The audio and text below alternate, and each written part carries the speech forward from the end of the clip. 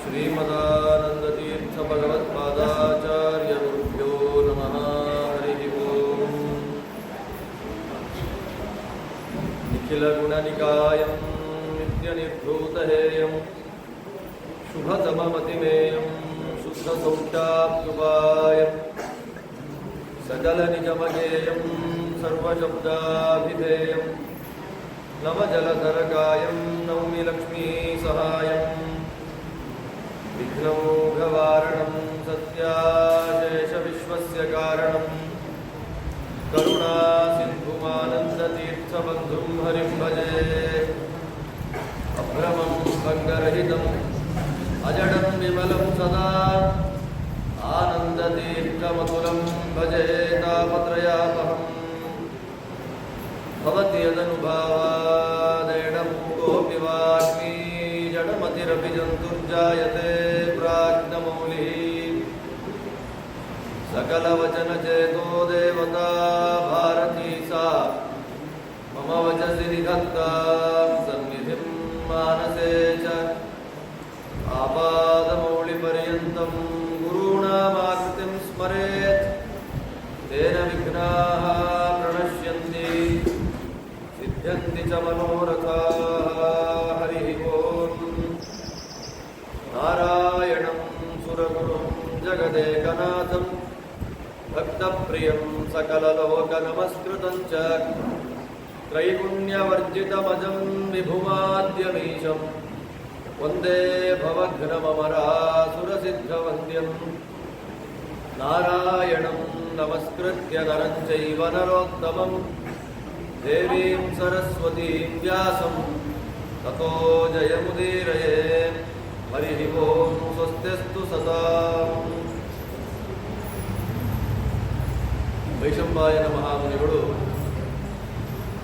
ಜನಮೇಜಯ ಮಹಾರಾಜರಿಗೆ ಪಾಂಡವರ ಜನಮೇಜಯ ಮಹಾರಾಜನ ಪೂರ್ವಜರಾದಂತಹ ಎಲ್ಲ ಮಹಾನುಭಾವರ ಅತ್ಯಂತ ಶ್ರೇಷ್ಠವಾದಂತಹ ಚರಿತ್ರೆಗಳನ್ನು ವಿಸ್ತಾರವಾಗಿ ನಿರೂಪಣೆಯನ್ನು ಮಾಡ್ತಾ ಇದ್ದಾರೆ. ಹಾಗೆ ನಿರೂಪಣೆಯನ್ನು ಮಾಡುವ ಸಂದರ್ಭದಲ್ಲಿ ಭಗವಂತನ ವಿಚಿತ್ರವಾದ ಮಹಿಮೆಗಳನ್ನು ಕೂಡ ತಿಳಿಸಿಕೊಡ್ತಾ ಇದ್ದಾರೆ. ಆರಂಭದ ಪರ್ವಗಳಲ್ಲಿ ಪಾಂಡವರ ಒಂದು ಉನ್ನತಿ, ಅವರು ಪಡೆದಂತಹ ದೊಡ್ಡ ಸ್ಥಾನ, ಇದೆಲ್ಲವನ್ನು ಹೇಗೆ ನಿರೂಪಣೆ ಮಾಡ್ತಾರೆ, ಹಾಗೆ ಇನ್ನು ಉಳಿದ ಎಲ್ಲ ಪರ್ವಗಳಲ್ಲಿ ಪಾಂಡವರಿಗೆ ಬಂದಂತಹ ಒಂದು ಹೀನವಾದ ಗತಿ, ಪಾಂಡವರು ಮಾಡಿದ ವನವಾಸ, ಅವರ ಅಜ್ಞಾತವಾಸ, ಅಲ್ಲಿಂದ ಮೇಲೆ ಪಾಂಡವರಿಗೆ ಮತ್ತೆ ಬಂದಂತಹ ಉನ್ನತಿ, ಅದೆಲ್ಲಕ್ಕೂ ಕೂಡ ಕೃಷ್ಣದೇವರು ಕಾರಣ ಅನ್ನುವಂತಹ ಚರಿತ್ರೆಯನ್ನು ಅತ್ಯಂತ ವಿಸ್ತಾರವಾಗಿ ಇನ್ನು ಯಾವ ಗ್ರಂಥಗಳಲ್ಲಿಯೂ ಅದನ್ನು ಅಷ್ಟು ಸ್ಪಷ್ಟವಾಗಿ ನಿರೂಪಣೆ ಮಾಡಲಿಕ್ಕಾಗೋದೇ ಇಲ್ಲ ಅನ್ನುವಂತೆ ಭಾರತದಲ್ಲಿ ನಿರೂಪಣೆಯನ್ನು ಮಾಡಿಕೊಡ್ತಾ ಇದ್ದಾರೆ ವೇದವ್ಯಾಸ ದೇವರು. ಅದನ್ನು ಒಂದೊಂದು ಗ್ರಂಥವನ್ನು ತಮ್ಮ ಶಿಷ್ಯರಿಗೆ ನೀನು ಉಪದೇಶ ಮಾಡು ಅಂತ ಹೇಳ್ತಾ ಇದ್ದಾರೆ. ವೇದವ್ಯಾಸ ದೇವರು ಬರೆದ ಗ್ರಂಥಗಳಲ್ಲಿ ಅವರ ಶಿಷ್ಯರುಗಳು ಒಬ್ಬೊಬ್ಬರು ಒಂದೊಂದು ಗ್ರಂಥಗಳನ್ನು ಪ್ರವಚನ ಮಾಡಬೇಕು ಅಂತ ಆದೇಶ ಆಯಿತು. ಪುರಾಣಗಳನ್ನು ಪ್ರವಚನ ಮಾಡಬೇಕು ಅಂತ ಯಾರಿಗೆ ಆದೇಶ ಮಾಡಿದರು ವೇದವ್ಯಾಸ ದೇವರು ಅಂದರೆ, ಸಾಮಾನ್ಯವಾಗಿ ಸೂತರು ಶೌನಕಾದಿಗಳಿಗೆ ಹೇಳಿದರು ಅಂತ ಕಥೆ ಹೇಳ್ತೀವಲ್ಲ. ಪುರಾಣಗಳನ್ನು ಉಪದೇಶ ಮಾಡು ನೀನು ಅಂತ ಆದೇಶ ಕೊಟ್ಟಿದ್ದು ಸೂತ ಪುರಾಣಿಕರು. ಅವರ ಹೆಸರೇ ಪುರಾಣಿಕ. ಸೂತರು ಪುರಾಣಿಕ ಅಂತಾನೆ ಪ್ರಸಿದ್ಧರಾಗ್ಬಿಟ್ಟು ಮಹಾಭಾರತವನ್ನು ಒಬ್ಬರಿಗೆ ಕೊಡ್ತಾರೆ, ಭಾಗವತವನ್ನು ಒಬ್ಬರಿಗೆ ಕೊಡ್ತಾರೆ. 18 ಪುರಾಣ ರಚನೆ ಮಾಡ್ತಾರೆ ವೇದವ್ಯಾಸ ದೇವರು. 18 ಪುರಾಣದಲ್ಲಿ 17 ಪುರಾಣಗಳನ್ನು ಒಬ್ಬರಿಗೆ ಕೊಟ್ಟರು. ಯಾರಿಗೆ ಕೊಟ್ಟರು ಅಂತಂದ್ರೆ, ವ್ಯಾಸರು ಶಿಷ್ಯರನ್ನೆಲ್ಲ ಎದುರುಗಡೆ ಕೂಡಿಸ್ಕೊಂಡಿದ್ದಾರೆ. ಕೂಡಿಸಿಕೊಂಡ್ರೆ, ಸ್ವಾಮಿ ನಿಮ್ಮ ಗ್ರಂಥ ನಾನು ಪಾಠ ಮಾಡ್ತೀನಿ, ಅನುಗ್ರಹ ಮಾಡಿ ಅಂತ ಕೇಳಿದ್ರೆ ವೇದವ್ಯಾಸ ದೇವರು ಅಂತಾರೆ, ಹಾಗೆಲ್ಲ ಫ್ರೀಯಾಗಿ ಕೊಡೋಕ್ಕಾಗೋದಿಲ್ಲಪ್ಪ. ನಾನು ಬರೆದ ಪುರಾಣವನ್ನು ನನ್ನೆದುರಿಗೆ ಅನುವಾದ ಮಾಡಬೇಕು ನೀವು. ಅದು ಅನುವಾದ ಹೇಗಿರಬೇಕು ಅಂತಂದ್ರೆ, ನನಗೇ ರೋಮಾಂಚನ ಆಗಬೇಕು, ಹಾಗೆ ನೀವು ಅನುವಾದ ಮಾಡಬೇಕು ಪುರಾಣವನ್ನು. ಯಾರು ಮಾಡ್ತಾರೆ? ವೇದವ್ಯಾಸ ದೇವರ ಎದುರಿಗೆ, ವೇದವ್ಯಾಸ ದೇವರಿಗೆ ರೋಮಾಂಚನ ಆಗುವಂತೆ ಪುರಾಣಗಳ ಅನುವಾದ ಮಾಡಬೇಕು. ಆ ಟಾಸ್ಕ್ ಬಹಳ ಕಷ್ಟ ಇದೆ. ಅದನ್ನು ಈ ವ್ಯಕ್ತಿ ಮಾಡ್ತಾರೆ, ಸೂತರು. ವೇದವ್ಯಾಸ ದೇವರ ಗ್ರಂಥಗಳನ್ನ ವ್ಯಾಸರ ಎದುರಿಗೆ ಅನುವಾದ ಶೈಲಿಯನ್ನು ಕೇಳಿ ಎಷ್ಟು ಚೆನ್ನಾಗಿ ಮಾಡ್ತಾನೆ ಇವನು ಪ್ರವಚನ ಅಂತ ಹೇಳಿ ವೇದವ್ಯಾಸ ದೇವರ ಕೂದಲುಗಳೇ ನಿಂತ್ಕೊಂಡ್ಬಿಡ್ತದೆ. ಆದ್ದರಿಂದ ಅವರಿಗೆ ಒಂದು ಹೆಸರಾಯಿತು, ರೋಮಹರ್ಷಣ. ವೇದವ್ಯಾಸ ದೇವರಿಗೆ ಸಂತೋಷ ಆಗುವಂತೆ ಪ್ರವಚನವನ್ನು ಮಾಡಿದ ಕಾರಣ ಆ ಮಹಾನುಭಾವರಿಗೆ ರೋಮಹರ್ಷಣ ಅಂತ ಹೆಸರಾಗಿದೆ. ಅವರಿಗೆ 17 ಪುರಾಣಗಳನ್ನು ಪ್ರವಚನ ಮಾಡುವಂತ ಆದೇಶ ಮಾಡಿದರು. ಅಂತಹ ಮಹಾನುಭಾವರನ್ನು ಕೂಡ ಬಲರಾಮ ದೇವರು ಸಾಯಿಸಿದ್ದಾರೆ.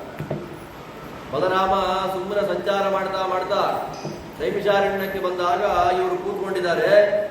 ಎಲ್ಲ ಎದ್ದಿಂದ್ರು, ಇವರು ಮಾತ್ರ ಎದ್ದಿಂದುಕೊಳ್ಳಿಲ್ಲ. ಕಾರಣ ವ್ಯಾಸಪೀಠದಲ್ಲಿ ಕೂತಿದ್ದಾರೆ. ಅವರು ಸೂತರಾಗಿದ್ದರೂ ಕೂಡ ಶೌನಕಾದಿ ಮಹಾಮುನಿಗಳೆಲ್ಲ ಅವರಿಗೆ ವ್ಯಾಸಪೀಠದಲ್ಲಿ ಕೂತು ಆಚಾರ್ಯರಾಗಿ ಪ್ರವಚನ ಮಾಡಿ ಅಂತ ಹೇಳಿದ್ದಾರೆ. ಆದ್ದರಿಂದ ಅವ್ರು ಹೇಳಲಿಲ್ಲ.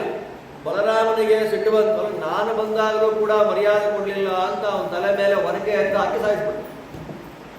ಕೊಂದಾಕಿದ ಮೇಲೆ ಋಷಿಗಳೆಲ್ಲ ಅಂತಾರೆ, ಸ್ವಾಮಿ ಪ್ರವಚನ ಮಾಡಲಿಕ್ಕೆ ನಿಂತ್ಕೊಂಡಿದ್ವಿ, ನೀವು ಕೊಂದು ಬಿಟ್ರಿ, ನಾವೇನು ಮಾಡಬೇಕು ಅಂದಾಗ ಅವರ ಮಕ್ಕಳು ಸೌತಿಗಳಿಗೆ, ಸೂತರ ಮಕ್ಕಳಿಗೆ ನೀವು ಪ್ರವಚನ ಮಾಡಿ ಅಂತ ಆದೇಶ ಮಾಡಿದರು ಅಂತ ಪುರಾಣದಲ್ಲಿ ಬರುತ್ತೆ. ಆದ್ದರಿಂದ 17 ಪುರಾಣಗಳನ್ನ ಪಾಠ ಮಾಡ್ರಿ, ಪ್ರವಚನ ಮಾಡ್ರಿ ಅಂತ ಸೂತ ಪುರಾಣಿಕರಿಗೆ ಆದೇಶ ಮಾಡಿದರೆ ವೇದವ್ಯಾಸರು, ಭಾಗವತ ಪುರಾಣವನ್ನ ಶುಕ ಮಹಾಮುನಿಗಳಿಗೆ ಕೊಟ್ಟರು. ಅಷ್ಟೇ ಮಹಾಭಾರತವನ್ನ ಪ್ರವಚನ ಮಾಡುವಂತ ಆದೇಶ ಮಾಡಿದ್ಯಾರಿಗೆ? ವೈಶಂಪಾಯನರು. ಆ ವೈಶಂಪಾಯನರ ಯೋಗ್ಯತೆ, ವೈಶಂಪಾಯನರ ವೈಭವ ತುಂಬಾ ದೊಡ್ಡದಾಗಿರುವಂಥದ್ದು. ಆದ್ದರಿಂದ ಇಲ್ಲಿ ರಾಜಸೂಯ ಯಾಗದಲ್ಲಿ ಯಾವ ಯಾವ ಋಷಿಗಳನ್ನ ಕರ್ಕೊಂಡು ಬಂದರು ಅಂತ ಆದೇಶ ಮಾಡುವಂತಹ ಸಂದರ್ಭದಲ್ಲಿ ವೈಶಂಪಾಯನರು ಬಂದರು. ಸುಮಂತೋ, ಜೈಮಿನಿ, ವೈಶಂಪಾಯನ, ಪೈಲ, ಯಾಜ್ಞವಲ್ಕ್ಯ, ಕಠ, ಕಲಾಪ, ವ್ಯಾಸ, ದೌಮ್ಯ ಎಲ್ಲ ಬಂದಿದ್ದು. ಅದ್ರ ಮಧ್ಯದ ರೈಭ್ಯ, ಸುಸಾಮ, ಎಷ್ಟು ಜನ ಬೇಕು. ಎಲ್ಲ ಮುನಿಗಳು ಬಂದಿದ್ರು ಕೂಡ ಎಲ್ಲ ಮುನಿಗಳ ಮಧ್ಯದಲ್ಲಿ ಪ್ರಧಾನವಾಗಿ ಯಜ್ಞ ಕರ್ಮಗಳನ್ನು ನಡೆಸ್ಕೊಡ್ಬೇಕು ಅಂದ್ರೆ, ಅದು ಪಾಂಡವರ ಯಾಗದಲ್ಲಿ ಪುರೋಹಿತರಾಗಿ ಕೆಲಸ ಮಾಡಬೇಕು ಅಂದ್ರೆ ಇನ್ನೆಷ್ಟು ವಿದ್ಯೆ ಬೇಕು ಅವರಿಗೆ. ಆದ್ದರಿಂದ ಆ ಯಜ್ಞದಲ್ಲಿ ಅಧ್ವರ್ಯುಗಳಾಗಿ, ಪೋತ್ರಗಳಾಗಿ, ಸಾಮಗಾನವನ್ನು ಮಾಡುವಂತಹ ವ್ಯಕ್ತಿಗಳಾಗಿ, ಬ್ರಹ್ಮಸ್ಥಾನದಲ್ಲಿ ಕೂತಂತಹ 4 ಜನ ಮಹಾನುಭಾವರಿಗೆ ಅತ್ಯಂತ ಶ್ರೇಷ್ಠವಾಗಿರ್ತಕ್ಕಂತಹ ಸ್ಥಾನ ಇದೆ. ಆ 4 ಜನ ಮಹಾನುಭಾವರೇ ರೈಭ್ಯ, ಪೈಲ, ಸುಸಾಮ, ಯಾಜ್ಞವಲ್ಕ್ಯ. ಅದರಲ್ಲಿ ಪೈಲರಿಗೆ ಅತ್ಯಂತ ಶ್ರೇಷ್ಠವಾದ ಒಂದು ಸ್ಥಾನ. ಋಗ್ವೇದವನ್ನ ವೇದವ್ಯಾಸ ದೇವರು ಪಾಠ ಮಾಡು, ಪ್ರವಚನ ಮಾಡು ಅಂತ ಪೈಲ ಮಹಾಮುನಿಗಳಿಗೆ ಕೊಟ್ಟರು. ತಮ್ಮ ಇನ್ನೊಬ್ಬ ಶಿಷ್ಯ ವೈಶಂಪಾಯನರು, ಚತುರ್ಮುಖ ಬ್ರಹ್ಮದೇವರ ಸನ್ನಿಧಾನ ಅವರಲ್ಲಿ. ಆ ವೈಶಂಪಾಯನ ಮಹಾಮುನಿಗಳಿಗೆ ಯಜುರ್ವೇದವನ್ನ ನೀನು ಪಾಠ ಮಾಡು ಅಂತ ಕೊಟ್ಟರು. ಆ ವೈಶಂಪಾಯನ ಮಹಾಮುನಿಗಳಿಗೆ 2 ಶಿಷ್ಯರು, ಯಾಜ್ಞವಲ್ಕ್ಯ ಮತ್ತು ಕಠ ಅಂತ. ಯಾಜ್ಞವಲ್ಕ್ಯರೇ ಮೊದಲಾದ 100 ಜನ, ಕಠರೇ ಮೊದಲಾದಂಥ 100 ಜನ ಶಿಷ್ಯರಾಗ್ತಾರೆ. ಹೀಗಿರಬೇಕಾದ್ರೆ ಭಗವಂತನ ಸಂಕಲ್ಪ ಯಜುರ್ವೇದ ಇನ್ನೂ ವಿಸ್ತಾರ ಆಗಬೇಕು ಅಂತ. ಇನ್ನೂ ವಿಸ್ತಾರ ಆಗಬೇಕು ಅಂದಾಗ ಯಾಜ್ಞವಲ್ಕ್ಯರ ಮೂಲಕ ಯಜುರ್ವೇದವನ್ನ ಮತ್ತು ವಿಭಾಗವನ್ನಾಗಿ ಮಾಡಬೇಕು ಅಂತ ಭಗವತ್ ಸಂಕಲ್ಪ ಬಂದಿದೆ. ಅದಕ್ಕೆ ಏನು ಮಾಡ್ತಾರೆ, ಅರ್ಜೆಂಟಾಗಿ ಸ್ವರ್ಗಲೋಕದಲ್ಲಿ ಮೀಟಿಂಗ್ ಬಂತು. ನನಗೆ ಅದೆಲ್ಲ ಗೊತ್ತಿಲ್ಲ, ವಿಷಯ ಗೊತ್ತಾಗ್ತಾ ಇದ್ದ ನೆಕ್ಸ್ಟ್ ಸೆಕೆಂಡಲ್ಲೇ ಋಷಿ ಮುನಿಗಳು ಬಂದು ಅಸೆಂಬಲ್ ಆಗಬೇಕು ಸ್ವರ್ಗದಲ್ಲಿ ಇಟ್ಬಿಟ್ಟು. ನೆಕ್ಸ್ಟ್ ಸೆಕೆಂಡ್ ಯಾರು ಹೋಗ್ತಾರೆ? ವೈಶಂಪಾಯನರು ಯಾಜ್ಞವಲ್ಕ್ಯಾದಿ ಶಿಷ್ಯರ ಜೊತೆಯಲ್ಲಿ ಬದರಿ ಕಡೆ ಹೋಗ್ತಾ ಇದ್ದ ಹಿಮಾಲಯ ಪರ್ವತದಲ್ಲಿ. ನಡ್ಕೊಂಡು ಹೋಗುವಾಗ ಫಾಸ್ಟಾಗಿ ಹೋಗ್ಬೇಕಲ್ಲ. ಒಬ್ಬ ಶಿಷ್ಯ ಕಾಲು ಜಾರಿ ಬಿದ್ದು ಸತ್ತೋದ. ಬದರಿ ಯಾತ್ರೆ ಮಾಡಿದವ್ರು ಗೊತ್ತಿರುತ್ತೆ ಪ್ರಪಾತ ಹೇಗಿದೆ ಅದು. ಸತ್ತೋದ ಮೇಲೆ ವೈಶಂಪಾಯನರು ಅಂತಾರೆ, ಈ ಥರ ಅನ್ಯಾಯ ಆಗೋಗಿದೆ, ಬ್ರಹ್ಮಹತ್ಯಾ ದೋಷ ಬರುತ್ತೆ, ಶಿಷ್ಯರೆಲ್ಲ ಕೂತ್ಕೊಂಡು ನನಗೆ ದೋಷ ಬರಬಾರದು ಅಂತ ವ್ರತ ಮಾಡಬೇಕು ನೀವು ಅಂತ ಯಾಜ್ಞವಲ್ಕ್ಯರು ಹೇಳ್ತಾರೆ. ಅವರೆಲ್ಲ ಯಾಕೆ? ಯಾರೂ ಪ್ರಯೋಜನ ಇಲ್ಲ. ಅವರೆಲ್ಲರೂ ಮಾಡ್ಲಿಕ್ಕೆ ಆಗದೇ ಇರತಕ್ಕಂಥ ಕೆಲಸವನ್ನ ಗುರುಗಳೇ ನಾನು ಒಬ್ಬನೇ ಮಾಡ್ತೀನಿ ಅಂತಂದು. ನಮಗೆ ಕಥೆ ಕೇಳುವಾಗ ದುರಹಂಕಾರ ಅಂತ ಅನಿಸ್ಬಿಡುತ್ತೆ. ಆದರೆ ಯಾಜ್ಞವಲ್ಕ್ಯರ ವೈಭವ, ಯಾಜ್ಞವಲ್ಕ್ಯರ ಯೋಗ್ಯತಾ ಏನು ಅಂತ ಗೊತ್ತಾಗತ್ತೆ ನಮ್ಗೆ ಇದರಲ್ಲಿ. ವೈಶಂಪಾಯನರಿಗೂ ವೇದವ್ಯಾಸ ದೇವರ ಮನಸ್ಸು ಗೊತ್ತಿದೆ. ಅವರಂತಾರೆ, ಏನಯ್ಯ ಈ ಥರ ಮಾತಾಡ್ತಾ ಇದೆಯಾ? ನಾನು ನಿನಗೆ ಪಾಠ ಮಾಡಿದ ಯಜುರ್ವೇದವನ್ನೆಲ್ಲ ಬಿಟ್ಟು ಹೋಗ್ಬಿಡೋದು, ಪಾಠ ಮಾಡಿದ್ದನ್ನು ಬಿಟ್ಟು ಹೋಗೋದು ಹೇಗೆ? ಕಷ್ಟ ಇದೆ. ಅದಕ್ಕೆ ಯಾಜ್ಞವಲ್ಕ್ಯರು ಏನು ಮಾಡ್ತಾರೆ, ಇವತ್ತಿಂದ ನೀವು ಪಾಠ ಮಾಡಿದ ಯಾವ ವೇದವನ್ನು ನಾನು ಉಪಯೋಗ ಮಾಡಿಕೊಳ್ಳೋದಿಲ್ಲ ಅಂತ ಹೇಳಿ ಆ ವೇದ ಮಂತ್ರಗಳ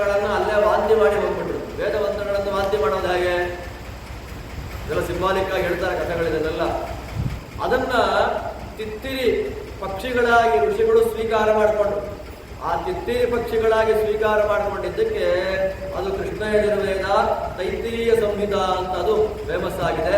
ಕಠರಿಂದ ಕಾಟಕ ಸಂಹಿತ ಅಂತ ಯಜುರ್ವೇದದ್ದು ಮತ್ತೊಂದು ಬಂತು. ಯಾಜ್ಞವಲ್ಕ್ಯರ ಕೈಯಲ್ಲಿ ವೇದ ಇಲ್ಲ. ಆ ಯಾಜ್ಞವಲ್ಕ್ಯರು ಏನ್ ಮಾಡ್ಬೇಕು ಇವಾಗ ಅಂತಂದ್ರೆ ಸೂರ್ಯನ ಆರಾಧನೆಯನ್ನು ಮಾಡ್ತಾರೆ. ಸೂರ್ಯಾರಾಧನೆಯನ್ನು ಮಾಡಿದ್ದಕ್ಕೆ ಸೂರ್ಯಾಂತರ್ಯಾಮಿಯಾದ ಹಯಗ್ರೀವ ದೇವರು ಯಾಜ್ಞವಲ್ಕ್ಯರ ಮೇಲಿನ ಪರಮಾನುಗ್ರಹದಿಂದ ಕುದುರೆಯ ರೂಪದಿಂದ ಬಂದು, ನೋಡಿ ಚೆನ್ನಾಗಿದೆ, ಕುದುರೆಯ ರೂಪದಿಂದ ಬಂದು ಯಾಜ್ಞವಲ್ಕ್ಯರಿಗೆ ವೇದ ಮಂತ್ರಗಳ ಪಾಠವನ್ನು ಮಾಡ್ತಾರೆ. ವಾಜಿ ರೂಪೇಣ ಸೂರ್ಯೇಣ ಪ್ರೋಕ್ತಂ ವಾಜಸನೇಯಕಂ, ಇವತ್ತು ಅಶ್ವಮೇಧ ಯಾಗ ಅಂತ ಮಾಡ್ತಾರೆ.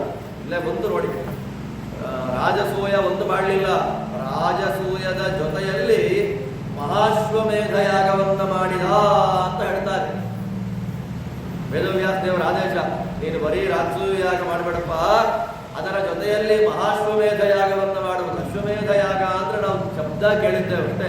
ಅಶ್ವಮೇಧ ಯಾಗ ಅಂದ್ರೆ ಹೇಗೆ ಮಾಡೋದು, ಅಶ್ವಮೇಧ ಯಾಗ ಮಾಡುವ ಕ್ರಮ ಹೇಗೆ, ಅದರ ವಿಧಿವಿಧಾನಗಳೇನು ಅನ್ನುವ ಎಲ್ಲ ವಿಷಯಗಳು ಸ್ಪಷ್ಟವಾಗಿ ಯಾಜ್ಞವಲ್ಕ್ಯರಿಗೆ ಸೂರ್ಯನಿಂದ ಉಪದೇಶವಾಗಿ ಬಂದದ್ದು. ಆದ್ದರಿಂದ ಸೂರ್ಯ ಕುದುರೆಯ ರೂಪದಿಂದ ಬಂದು ಯಾಜ್ಞವಲ್ಕ್ಯರಿಗೆ ಆ ವೇದವನ್ನು ಉಪದೇಶ ಮಾಡಿದ್ದಕ್ಕೆ ಆ ವೇದಕ್ಕೆ ಶುಕ್ಲ ಸಂಹಿತ ಅಂತಾಯಿತು. ಅದೇ ಶುಕ್ಲ ಯಜುರ್ವೇದ ಅಂತ ಪ್ರಸಿದ್ಧವಾಗಿರ್ತಕ್ಕಂಥದ್ದು. ಆ ಶುಕ್ಲ ಯಜುರ್ವೇದ ಸೂರ್ಯ ಕುದುರೆ ರೂಪದಿಂದ ಉಪದೇಶ ಮಾಡಿದ್ರೆ ಅದಕ್ಕೆ ವಾಜಸನೇಯ ಅಂತ ಅದನ್ನು ಕರೀತಾರೆ. ಅದರಿಂದ ಸೂರ್ಯನಿಂದ ಉಪದೇಶ ಪಡೆದ ಯಾಜ್ಞವಲ್ಕ್ಯರು ಅವರ ಇಬ್ಬರು ಶಿಷ್ಯರಿಗೆ ಉಪದೇಶವನ್ನು ಮಾಡ್ತಾರೆ. ಒಬ್ಬರು ಕಣ್ವರು ಅಂತ ಒಬ್ಬರು, ಮಾಧ್ಯಂದಿನ ಅಂತ ಒಬ್ಬರು. ಆದ್ದರಿಂದ ಶುಕ್ಲ ಯಜುರ್ವೇದ ಕಾಣ್ವ ಸಂಹಿತ, ಮಾಧ್ಯಂದಿನ ಸಂಹಿತ ಅಂತ 2 ಭಾಗ ಆಯಿತು. ಒಟ್ಟು 86 ಭಾಗ ವೈಶಂಪಾಯನರಿಗೆ ಯಜುರ್ವೇದವನ್ನು ವೇದವ್ಯಾಸರು ಕೊಟ್ಟಿದ್ದು 86 ಭಾಗ ಆಯಿತು. ಯಾಜ್ಞವಲ್ಕ್ಯರಿಂದ ಬಂದ ಯಜುರ್ವೇದ 15 ಭಾಗ ಆಯಿತು. ಒಟ್ಟು ಯಜುರ್ವೇದ ಎಷ್ಟು ಭಾಗ ಆಯಿತು? 101 ಭಾಗ ಆಯಿತು. ಇವತ್ತು ಎಷ್ಟಿದೆ ಅಂತ ಯಾರನ್ನಾದ್ರೂ ಕೇಳಿದ್ರೆ ಋಗ್ವೇದ 24 ಶಾಖೆ. ಋಗ್ವೇದ ಪೈಲ ಮಹಾಮುನಿಗಳು ಮಾಡಿದ್ದು. ಎಷ್ಟು ಶಾಖೆ ಇದೆ ಋಗ್ವೇದ ಇವತ್ತು ಅಂತ ಯಾರನ್ನಾದ್ರೂ ಕೇಳಿದ್ರೆ ಶಾಖೆನ RSS ಶಾಖೆ ಅಂತ ಹೇಳ್ಬಿಡ್ತೀವಿ. ಹಾಗಾಗ್ಬಿಟ್ಟಿದೆ ಪರಿಸ್ಥಿತಿ ಇವಾಗ. ಇನ್ನು ಸಾಮವೇದ 1000 ಶಾಖೆ ಸಾಮವೇದ.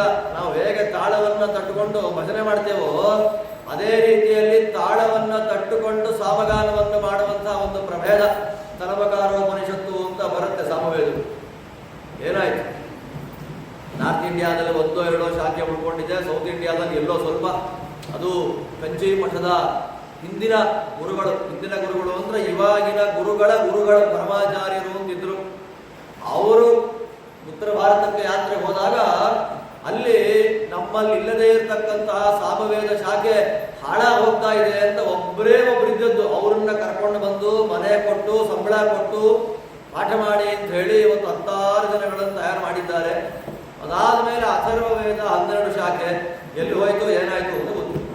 ಆ ಎಲ್ಲ ಮಹಾಮುನಿಗಳು ಕಠರು ಹೇಳಿದಲ್ಲ, ಕಠರು, ಕಲಾಪರು, ಯಾಜ್ಞವಲ್ಕ್ಯರು ಎಲ್ಲರೂ ಯಾಗಕ್ಕೆ ಬಂದು ಆ ಎಲ್ಲ ಮಹಾನುಭಾವರ ಒಂದು ಸನ್ನಿಧಾನದಲ್ಲಿ ಎಲ್ಲ ನದಿಗಳಲ್ಲಿ ತೀರ್ಥಗಳಿಂದ ಅಭಿಷೇಕ ಆಯಿತು. ಸಾಮಾನ್ಯವಾಗಿ ನಮ್ಮಲ್ಲಿ ಇವತ್ತು ಮಡಿ ನೀರು ತಗೊಂಡ್ಬಿಟ್ರೆ 3 ದಿನಕ್ಕೆ ಬರುತ್ತೆ ಎತ್ಕೊಂಡ್ಬಿಡ್ತೀವಿ ಅಲ್ವಾ. ಇವತ್ತು ದೇವ್ರ ಮನೆ ಒಳಗೆ ಇಟ್ಕೊಂಡ್ಬಿಟ್ರೆ ಆಗೋಯ್ತು, 3 ದಿನಕ್ಕೆ ಪ್ರಾಬ್ಲಮ್ ಇಲ್ಲ ಅಲ್ವಾ. ಇನ್ನು ಕೆಲವರಂತೂ ಚಟ್ನಿ ಗಿಟ್ನಿ ಎಲ್ಲ ಮಾಡಿ 1 ವಾರಕ್ಕೆ ಬರುತ್ತೆ, ಫ್ರಿಡ್ಜ್ ಒಳಗೆ ಇಟ್ಕೊಂಡ್ರೆ ಮಾಡ್ಕೊಂತಿದ್ದಾರೆ. ಕೃಷ್ಣ ಬೈತಾನೆ ಅವ್ರಿಗೆಲ್ಲ. ಯಾತಯಾಮಂ ಗತರಸಂ ಪೂತಿ ಪರ್ಯುಷಿತಂಚಯತ್ ಆಹಾರ ತಾಮಸ ಪ್ರಿಯ. ತಾಮಸರಿಗೆ ತುಂಬಾ ಸಂತೋಷ ಆಗುವಂತ ಆಹಾರ ಯಾವುದು ಅಂತಂದ್ರೆ ಆಫ್ಟರ್ 3 hours ಆಹಾರವನ್ನ ನಿರ್ಮಾಣ ಮಾಡಿ ಅಡಿಗೆ ಮಾಡಿ 3 ಗಂಟೆ ಆದ್ಮೇಲೆ ಅದನ್ನು ಯಾತಯಾಮ ಅಂತ. ಒಂದು ಯಾಮ ಅಂದ್ರೆ 3 ಗಂಟೆ. ಅಡಿಗೆ ಮಾಡಿದ 3 ಗಂಟೆ ಒಳಗಡೆಯಲ್ಲಿ ಪದಾರ್ಥ ಊಟ ಮಾಡಿಬಿಡ್ಬೇಕು. ಬೆಳಗ್ಗೆ ಮಾಡಿದ್ದು ಬೆಳಗ್ಗೆ 6:00 ಮಾಡಿದ್ದು ಸಾಯಂಕಾಲ ರಾತ್ರಿ 12:00 ಬಿಸಿ ಮಾಡ್ಕೊಂಡು ತಿಂತಾ ಇರೋದು. ಅದನ್ನ ಅಂದ್ರೆ ಆ ರೀತಿಯಾದ ಅನ್ನವನ್ನ ಉಣ್ಣೋದರಿಂದ ಒಳ್ಳೆಯ ಸಾತ್ವಿಕವಾದ ಮನಸ್ಥಿತಿ ಬರೋಲ್ಲ. ಕೃಷ್ಣ ಗೀತೆಯಲ್ಲಿ ಹೇಳಿದ್ರು, ಯಾರಿಗೂ ಬೇಜಾರು ಮಾಡಬೇಕು ಅಂತಿಲ್ಲ. ಕೃಷ್ಣನಿಗೆ ಏನಾಗಬೇಕಾಗಿದೆ ರೀ? ನನ್ನ ಹತ್ರ ನೀನು ಬರಬೇಕಾ, ನನ್ನ ಸ್ತೋತ್ರ ನೀನು ಮಾಡಬೇಕಾ, ನನ್ನ ಅನುಗ್ರಹಕ್ಕೆ ನೀನು ಪಾತ್ರನಾಗಬೇಕಾ, ನಾನು ಹೇಳ್ದಾಗ ಮಾಡಷ್ಟೇ. ಬರೀ ಕೃಷ್ಣ ಅನ್ಕೋಬೇಡ, ನಾನು ಉಪದೇಶ ಮಾಡಿದ್ದೀನಿ ಮಾಡ ಹಾಗೆ ಇರ್ತಂತ ದೇವರು. ಆದ್ದರಿಂದ ಅದೆಲ್ಲ ತಾಮಸರಿಗೆ ಪ್ರಿಯವಾದ ನಮ್ಮಲ್ಲಿ ನೀರು, ಆಹಾರ, ವಸ್ತ್ರ ಎಲ್ಲ ಹಾಗಾಗಿ ಕೂತ್ಕೊಂಡ್ಬಿಟ್ಟಿದೆ. ಧರ್ಮರಾಜನ ರಾಜಸೂಯ ಯಾಗದಲ್ಲಿ ನೀರು ಅವತ್ತವತ್ತು ಫ್ರೆಶ್ ಆಗಿ ಗಂಗಾ ನದಿ ನೀರು ಬೇಕು ಅಂದ್ರೆ 1000 ಬಂಗಾರದ ಕಲಶಗಳಲ್ಲಿ ಕಿಂಕರ ರಾಕ್ಷಸರು ಹೋಗಿ ತರ್ತಾ ಇದ್ರು. ಮಡಿಯಲ್ಲಿ ಆಕಾಶದಲ್ಲೇ ಹಾರ್ಕೊಂಡು ಬರೋದು. ಯಾವ ನದಿ ನೀರು ಬೇಕು, ಗೋದಾವರಿ ಬೇಕಾ, ಕಾವೇರಿ ಬೇಕಾ, ಕೃಷ್ಣವೇಣಿ ಬೇಕಾ, ಯಾವ ನದಿ ನೀರು ಬೇಕು. ಕೆಲವು ಋಷಿಮುನಿಗಳು ಉಲ್ಲೇಖ ಬರುತ್ತೆ ಪುರಾಣಗಳಲ್ಲಿ, ಭಾರತ ಹೇಳೋದಿಲ್ಲ ಅದನ್ನ. ಕೆಲವು ಮುನಿಗಳು ಗೋದಾವರಿ ತೀರದಿಂದ ಬಂದವರು, ಅವರು ಏನೇ ಮಾಡಿದ್ರು ಕೂಡ ಗೋದಾವರಿ ಸ್ನಾನ ಅವರಿಗೆ ಪ್ರತಿನಿತ್ಯ ಆಗಲೇಬೇಕು. ಅವ್ರು ಹೇಳ್ತಾರೆ, ನೋಡಪ್ಪ ನಾವು ನಿಮ್ಮ ಯಾಗಕ್ಕೆ ಬರ್ತೇವೆ, ನಮಗೆ ಗೋದಾವರಿ ಸ್ನಾನ ಆಗಬೇಕು. ಬನ್ನಿ ಸ್ವಾಮಿ, ಎಲ್ಲಿ ಗೋದಾವರಿ, ಎಲ್ಲಿ ಇಂದ್ರಪ್ರಸ್ಥ? ಭೀಮಸೇನ ಆದೇಶ ಮಾಡ್ತಾನೆ, ಆ ಋಷಿಮುನಿಗಳಿಗೆ ಬೇಕಾದ ಗೋದಾವರಿ ನೀರು ಸರೋವರ ನಿರ್ಮಾಣ ಮಾಡಿ ತಂದ್ಕೊಟ್ಬಿಡ್ಬೇಕು. ಇನ್ನು ಕೆಲವರು ವೇಣಾ ತೀರದಿಂದ ಬಂದಿದ್ದಾರೆ, ಕೆಲವರು ಕಾವೇರಿ ತೀರದಿಂದ ಬಂದಿದ್ದಾರೆ. ಅವರು ಎಲ್ಲರಿಗೂ ಬೆಳಗ್ಗೆ ಸ್ನಾನಕ್ಕೆ, ಪಾನಕ್ಕೆ, ಅಡುಗೆಗೆ ಎಲ್ಲವೂ ಅವರವರ ನದಿ ತೀರದಲ್ಲಿ ಬಂದ ನೀರಿಂದಲೇ, ಹಣ್ಣಿಂದಲೇ ಆಹಾರ ಪದಾರ್ಥ ರೆಡಿಯಾಗ್ತಾ ಇತ್ತು. ಆ ವ್ಯವಸ್ಥೆ ಧರ್ಮರಾಜ. ನಾವು ಮೊದಲಿಗೆ ಹೋಗ್ಬೇಕಾದ್ರೆ ಚಟ್ನಿ ಪುಡಿ ತೊಗೊಂಡು ಹೋಗ್ತೀವಲ್ಲ, ಅಲ್ಲಿನ ಊಟ ನಮಗೆ ಸರಿ ಹೋಗಲ್ಲ ಅಂತ ಹೇಳಿ ಅಲ್ವಾ. ನಮ್ಮ ಲಗೇಜ್ಗಿಂತ ಬಟ್ಟೆಗಿಂತ ತಿಂಡಿ ಬಟ್ಟೆಗಳೇ ಲಗೇಜ್ ಜಾಸ್ತಿ ಆಗಿದೆ. ಇಷ್ಟಿರತ್ತೆ. ಇಲ್ಲ ರೀ, ಬದ್ರಿ ಕಡೆ ಎಲ್ಲ ನಮ್ಗೆ ಆಹಾರ ಸರಿ ಹೋಗೋದಿಲ್ಲ, ಅದಕ್ಕೆ ಏನ್ ಮಾಡ್ಬೇಕು ಅಂತ ಇಂಡಕ್ಷನ್ ಸ್ಟವ್ಗಳು, ದೇವ್ರ ಪೆಟ್ಟಿಗೆ ಮಾತ್ರ ಇಲ್ಲ, ಅಲ್ಲೇ ಮಠ ಇದೆಯಲ್ಲ ಅಂತಿರೋದು ಹೋಗ್ಬಿಟ್ರೆ ಅವಾಗ ಪರವಾಗಿಲ್ಲ ಅಲ್ವಾ. ಆಹಾರ ಪದಾರ್ಥ ಕಟ್ಟಿಗೆ ನಾನು ಯಾವಾಗಲೂ ಹೇಳ್ತಾ ಇರ್ತೀನಿ.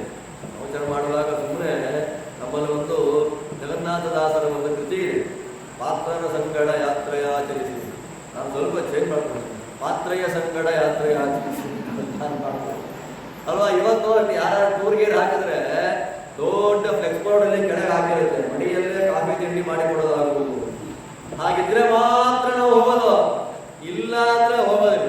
ತಿರುಪತಿಗೆ ಹೋಗ್ಬೇಕಾ, ಎಲ್ಲ ರಾತ್ರಿ ಊಟದ ವ್ಯವಸ್ಥೆ ಇದೆಯಾ ಅಂತ ಮಾಡಿಕೊಂಡೇ ನಮ್ಮ ಯಾತ್ರಾ ವ್ಯವಸ್ಥೆ ಹಾಗಾಗಿದೆ. ಆದ್ದರಿಂದ ನಮ್ಮದು ಯಾತ್ರೆ ಒಂದು ಟೂರ್ ಅಥವಾ ಪಿಕ್ನಿಕ್ ಟೈಮ್ ಪಾಸ್ ಮಾಡ್ಕೊಬೇಕು. ಅನುಷ್ಠಾನ ನೋಡಿ ಹೇಗಿತ್ತು ಮುನಿಗಳದ್ದು. ನಾನು ಎಲ್ಲೇ ಹೋಗಲಿ ನನ್ನ ಅನುಷ್ಠಾನವನ್ನು ನಾನು ಬಿಡೋದಿಲ್ಲ. ನಾನು ಎಲ್ಲೇ ಹೋಗಲಿ, ನನ್ನ ಫ್ರೆಂಡ್ ಒಬ್ಬ ಇದ್ದಾನೆ ರಾಮನಾಥ, ಅವನು ಬಹಳ ಬಹಳ ದೊಡ್ಡ ಶಿವಭಕ್ತ. ಅವನು ತುಂಬಾ ದೊಡ್ಡ ಕೆಲಸಗಳನ್ನು ಮಾಡ್ತಾ ಇರ್ತಾನೆ. ಮಾಡುವಾಗ ಅವನು ಎಲ್ಲೇ ಹೋಗಲಿ, ಅವನು ತುಂಬಾ ದೊಡ್ಡ ಕೆಲಸ ಮಾಡ್ತಾನೆ. ಅವನು ಎಲ್ಲೇ ಹೋಗಲಿ, ಏನೇ ಮಾಡಲಿ, ಪ್ರತಿನಿತ್ಯ ಬೆಳಗ್ಗೆ 7-7:30 ಲಾಗಿನ್ ಆಗ್ಬಿಡ್ಬೇಕು. ಲಾಗಿನ್ ಆದ್ರೆ ಕೆಲಸಕ್ಕೆ ಮತ್ತೆ ರಾತ್ರಿ 9:30 ತನಕ ಮಧ್ಯದಲ್ಲಿ ಅವನು ಆ ಕೆಲಸ ಇದ್ದಿದ್ದೇ ಅದು. ಅವರ ಮನೆಯಲ್ಲಿ ಪರಂಪರೆಯಾಗಿ ಬಂದಿರತಕ್ಕಂಥ ಒಂದು ಲಿಂಗ ಇದೆ. ಆ ಲಿಂಗಕ್ಕೆ ಪ್ರತಿನಿತ್ಯ 3 ಕಾಲದಲ್ಲಿ ಪೂಜೆ ಆಗಬೇಕು. ಬೆಳಗ್ಗೆ ಬಿಲ್ವಪತ್ರೆಯಿಂದ ಹಾರ ಮಾಡಿ ಹಾಕಬೇಕು, ಮಧ್ಯಾಹ್ನ ಭಸ್ಮಾರ್ಚನೆ ಆಗಬೇಕು, ಸಾಯಂಕಾಲ ಪಾರಿಜಾತ ಅರ್ಚನೆ ಆಗಬೇಕು. ಅವರು ಮಾಡೋ ಕೆಲಸ ಈ ಅನುಷ್ಠಾನಕ್ಕೆ ಸ್ವಲ್ಪವೂ ಸಹಕಾರಿಯಲ್ಲ. ಆದರೂ ಕೂಡ ನಿರಂತರವಾಗಿ ಎಲ್ಲೇ ಹೋಗಲಿ, ಯಾವುದೇ ಊರಿಗೆ ಹೋಗಲಿ, ಏನೇ ಮಾಡಲಿ, ತ್ರಿಕಾಲದಲ್ಲಿ ಸ್ನಾನ ಮಾಡಿ ಲಿಂಗಾರ್ಚನೆಯನ್ನು ಮಾಡಿ ಮುಂದಿನ ಕೆಲಸ ಮಾಡೋಣ. ಅವರವರ ಆಚಾರ. ದೇವರ ಪೂಜೆಯನ್ನು ಮಾಡದೆ ನಾನು ಆಹಾರ ತಗೊಳ್ಳೋದಿಲ್ಲ. ದೃಢ ಸಂಕಲ್ಪ. ಸುಮಾರು 10-12 ವರ್ಷದಿಂದ ನಿರಂತರ ಸಂಚಾರ. ಇವತ್ತು ಈ ಊರಿದ್ರೆ ನಾಳೆಯಲ್ಲಿ ಓಡಾಡ್ತಾ ಇರ್ತಾರೆ. ಶ್ರದ್ಧೆ. ಆ ಮುನಿಗಳ ಶ್ರದ್ಧೆಗೆ ಒಲಿದೆ ವೇದವ್ಯಾಸದೇವರು ಅವನ್ನೆಲ್ಲ ಕರೆಸಿದ್ದಿಲ್ಲ. ಅಯೋಗ್ಯರಾದವರು, ಅಪಾತ್ರರಾದವರು ಯಾರೊಬ್ಬರೂ ರಾಜಸೂಯಕ್ಕೆ ಬಂದಿರಲಿಲ್ಲ. ಅಲ್ಲಿ ಬಂದವರೆಲ್ಲರೂ ಕೂಡ ಮಹಾನುಭಾವರಾದ ವ್ಯಕ್ತಿಗಳೇ ಆಗಿದ್ದಂಥವರು. ಇಂಥ ಸಂದರ್ಭದಲ್ಲಿ ಎಲ್ಲ ವಾಪಸ್ಸು ಊರಿಗೆ ಹೊರಟಿದ್ದಾರೆ. ವಾಪಸ್ಸು ಊರಿಗೆ ಹೊರಟ್ರೆ ಧರ್ಮರಾಜನ ಕಣ್ಣಲ್ಲಿ ಧಾರಾಕಾರವಾಗಿ ನೀರು. ಎಂಥ ಮಹಾನುಭಾವರ ಪಾದಧೂಳಿ ಇಲ್ಲಿತ್ತು. ಇವಾಗ ಅವರೆಲ್ಲ ಊರಿಗೆ ಹೋಗ್ತಾರೆ. ಸ್ವಾಮಿ ನಮೋ ಋಷಿಭ್ಯ ಅಂತ ಎಲ್ಲ ಮುನಿಗಳನ್ನ ಒಟ್ಟಿಗೆ ನಿಲ್ಲಿಸಿ ಹಾಗೇ ನಮಸ್ಕಾರ ಮಾಡಿದ್ದಾರೆ. ಅವರೆಲ್ಲರೂ ಕೂಡ ನಿನಗೆ ಶತ್ರುಗಳ ನಾಶ ಆಗಲಿ ಅಂತ ಆಶೀರ್ವಾದ ಮಾಡಿ ನೋಡ್ತಾ ನೋಡ್ತಾ ನೋಡ್ತಾ ಅದೃಶ್ಯರಾಗಿ ಹೊರಟೇ ಹೋದರು. ಇವ್ರ ಜೊತೆ ನಾವು ವಾಸ ಮಾಡ್ತಾ ಇದ್ವಾ ಇಲ್ಲಿ ಇಷ್ಟು ದಿನ ಅಂತ ಆಶ್ಚರ್ಯ ಆಯ್ತು ಅವರಿಗೆಲ್ಲ. ವೇದವ್ಯಾಸ ದೇವರನ್ನ ಧರ್ಮರಾಜ ಪ್ರಾರ್ಥನೆ ಮಾಡ್ತಾನೆ, ಸ್ವಾಮಿ ಎಲ್ಲ ಮುನಿಗಳು ಹೊರಟೋದ್ರೆ ನಾನೇನ್ ಮಾಡಬೇಕು? ಮುನಿಗಳೆಲ್ಲ ಹೊರಟೋದ್ರೆ ನಿತ್ಯ ನನಗೆ ಮುನಿಗಳ ದರ್ಶನ ಆಗ್ಬೇಕಲ್ಲ, ನಾನೇನ್ ಮಾಡ್ಲಿ ಅಂತಂದಾಗ, ಸರಿಯಪ್ಪ ನಿನಗೆ ಸನ್ಯಾಸಿಗಳು ಬೇಕೋ ಸ್ನಾತಕರು ಬೇಕೋ ಅಂತ ವೇದವ್ಯಾಸರು ಕೇಳ್ತಾರೆ. ಇಬ್ರೂ ಬೇಕು ನನಗೆ. ಸರಿ, ಹಿಮಾಲಯದಿಂದ ಬಂದ ಸನ್ಯಾಸಿಗಳಲ್ಲಿ 10,000 ಜನ ಸನ್ಯಾಸಿಗಳಿಗೆ ನೀನು ಧರ್ಮರಾಜನ ಮನೆಯಲ್ಲೇ ಇದ್ದು ಜಪತಪಾನುಷ್ಠಾನಗಳನ್ನು ಮಾಡ್ಕೊಂಡಿರ್ಬೇಕು ಅಂತ ವೇದವ್ಯಾಸರು ಆದೇಶ ಮಾಡಬೇಕು. ಎಷ್ಟು ಜನ? 10,000 ಜನ. 10,000 ಜನಗಳಿಗೆ ಪ್ರತಿನಿತ್ಯ ಬಂಗಾರದ ತಟ್ಟೆಯಲ್ಲಿ ಭಿಕ್ಷಾ ಪ್ರದಾನ, ಬಂಗಾರದ ತಟ್ಟೆಯಲ್ಲಿ ಭಿಕ್ಷಾ ಪ್ರದಾನ ಮಾಡ್ತಾ ಇದ್ದ ಧರ್ಮರಾಜ. ಒಬ್ಬ ಯತಿಗೆ ಅನ್ನದಾನ ಮಾಡಿದ್ರೆ, ಭಿಕ್ಷೆ ಹಾಕಿದ್ರೆ ಬರುವಂತ ಪುಣ್ಯ ಏನು ಗೊತ್ತಾ? 1,000 ಬ್ರಹ್ಮಚಾರಿಗಳಿಗೆ ಊಟ ಹಾಕಿದ್ರೆ ಏನು ಪುಣ್ಯ ಬರುತ್ತೆ? 10,000 ವಾನಪ್ರಸ್ಥರಿಗೆ ಊಟ ಹಾಕೋದ್ರಿಂದ ಏನು ಪುಣ್ಯ ವಿಶೇಷ ಇದೆ? 1,000,000 ಜನ ಗೃಹಸ್ಥರಿಗೆ ಒಂದೇ ಕಾಲದಲ್ಲಿ ಅನ್ನದಾನ ಮಾಡೋದ್ರಿಂದ ಏನು ಪುಣ್ಯ ಇದೆ? ಆ ಪುಣ್ಯ ಒಬ್ಬ ಯತಿಗೆ ಅನ್ನ ಹಾಕಿದ್ರೆ ಬರುತ್ತೆ. ಒಬ್ಬ ಯತಿಗೆ ಅನ್ನ ಹಾಕಿಬಿಟ್ರೆ 1,000,000 ಗೃಹಸ್ಥರಿಗೆ ಅನ್ನದಾನ ಮಾಡಿದ ಪುಣ್ಯ. ಯಾಕೆ ಅಂತಂದ್ರೆ ನಮಗಾದ್ರೆ 25 ಐಟಮ್ ಬೇಕು. ನಾವು ಊಟ 12:30 ಕೂತ್ರೆ 7:02 ಅಷ್ಟು ಐಟಮ್ಸ್ ಬರ್ಬೇಕು ನಮ್ಗೆ ಎಲೆ ಮೇಲೆ. ಸನ್ಯಾಸಿಯಾದವನು ಎಷ್ಟು ಉಣ್ಣಬೇಕು ಅಂತ ಇದೇ ಮಹಾಭಾರತ ಆದೇಶ ಮಾಡುತ್ತೆ. ಬ್ರಹ್ಮಚಾರಿಯಾದ ವ್ಯಕ್ತಿಗೆ, ಅಧ್ಯಯನ ಮಾಡುವಂತಹ ವ್ಯಕ್ತಿಗೆ ತುತ್ತಿನ ಲೆಕ್ಕ ಇಲ್ಲ, ತಿಂತಾ ಇರ್ಬೋದು. ಬೆಳಗ್ಗೆ ಸಾಯಂಕಾಲ ತನಕ ತಿಂತಿರ್ಬೇಕು ಅಂತ ತಾತ್ಪರ್ಯ ಅಲ್ಲ. ಅದಕ್ಕೆ ನಮ್ಮಲ್ಲಿ ಬೇಕು ಅಂತ ಟ್ರೈನ್ ಜರ್ನಿ ಮಾಡ್ತಾರೆ.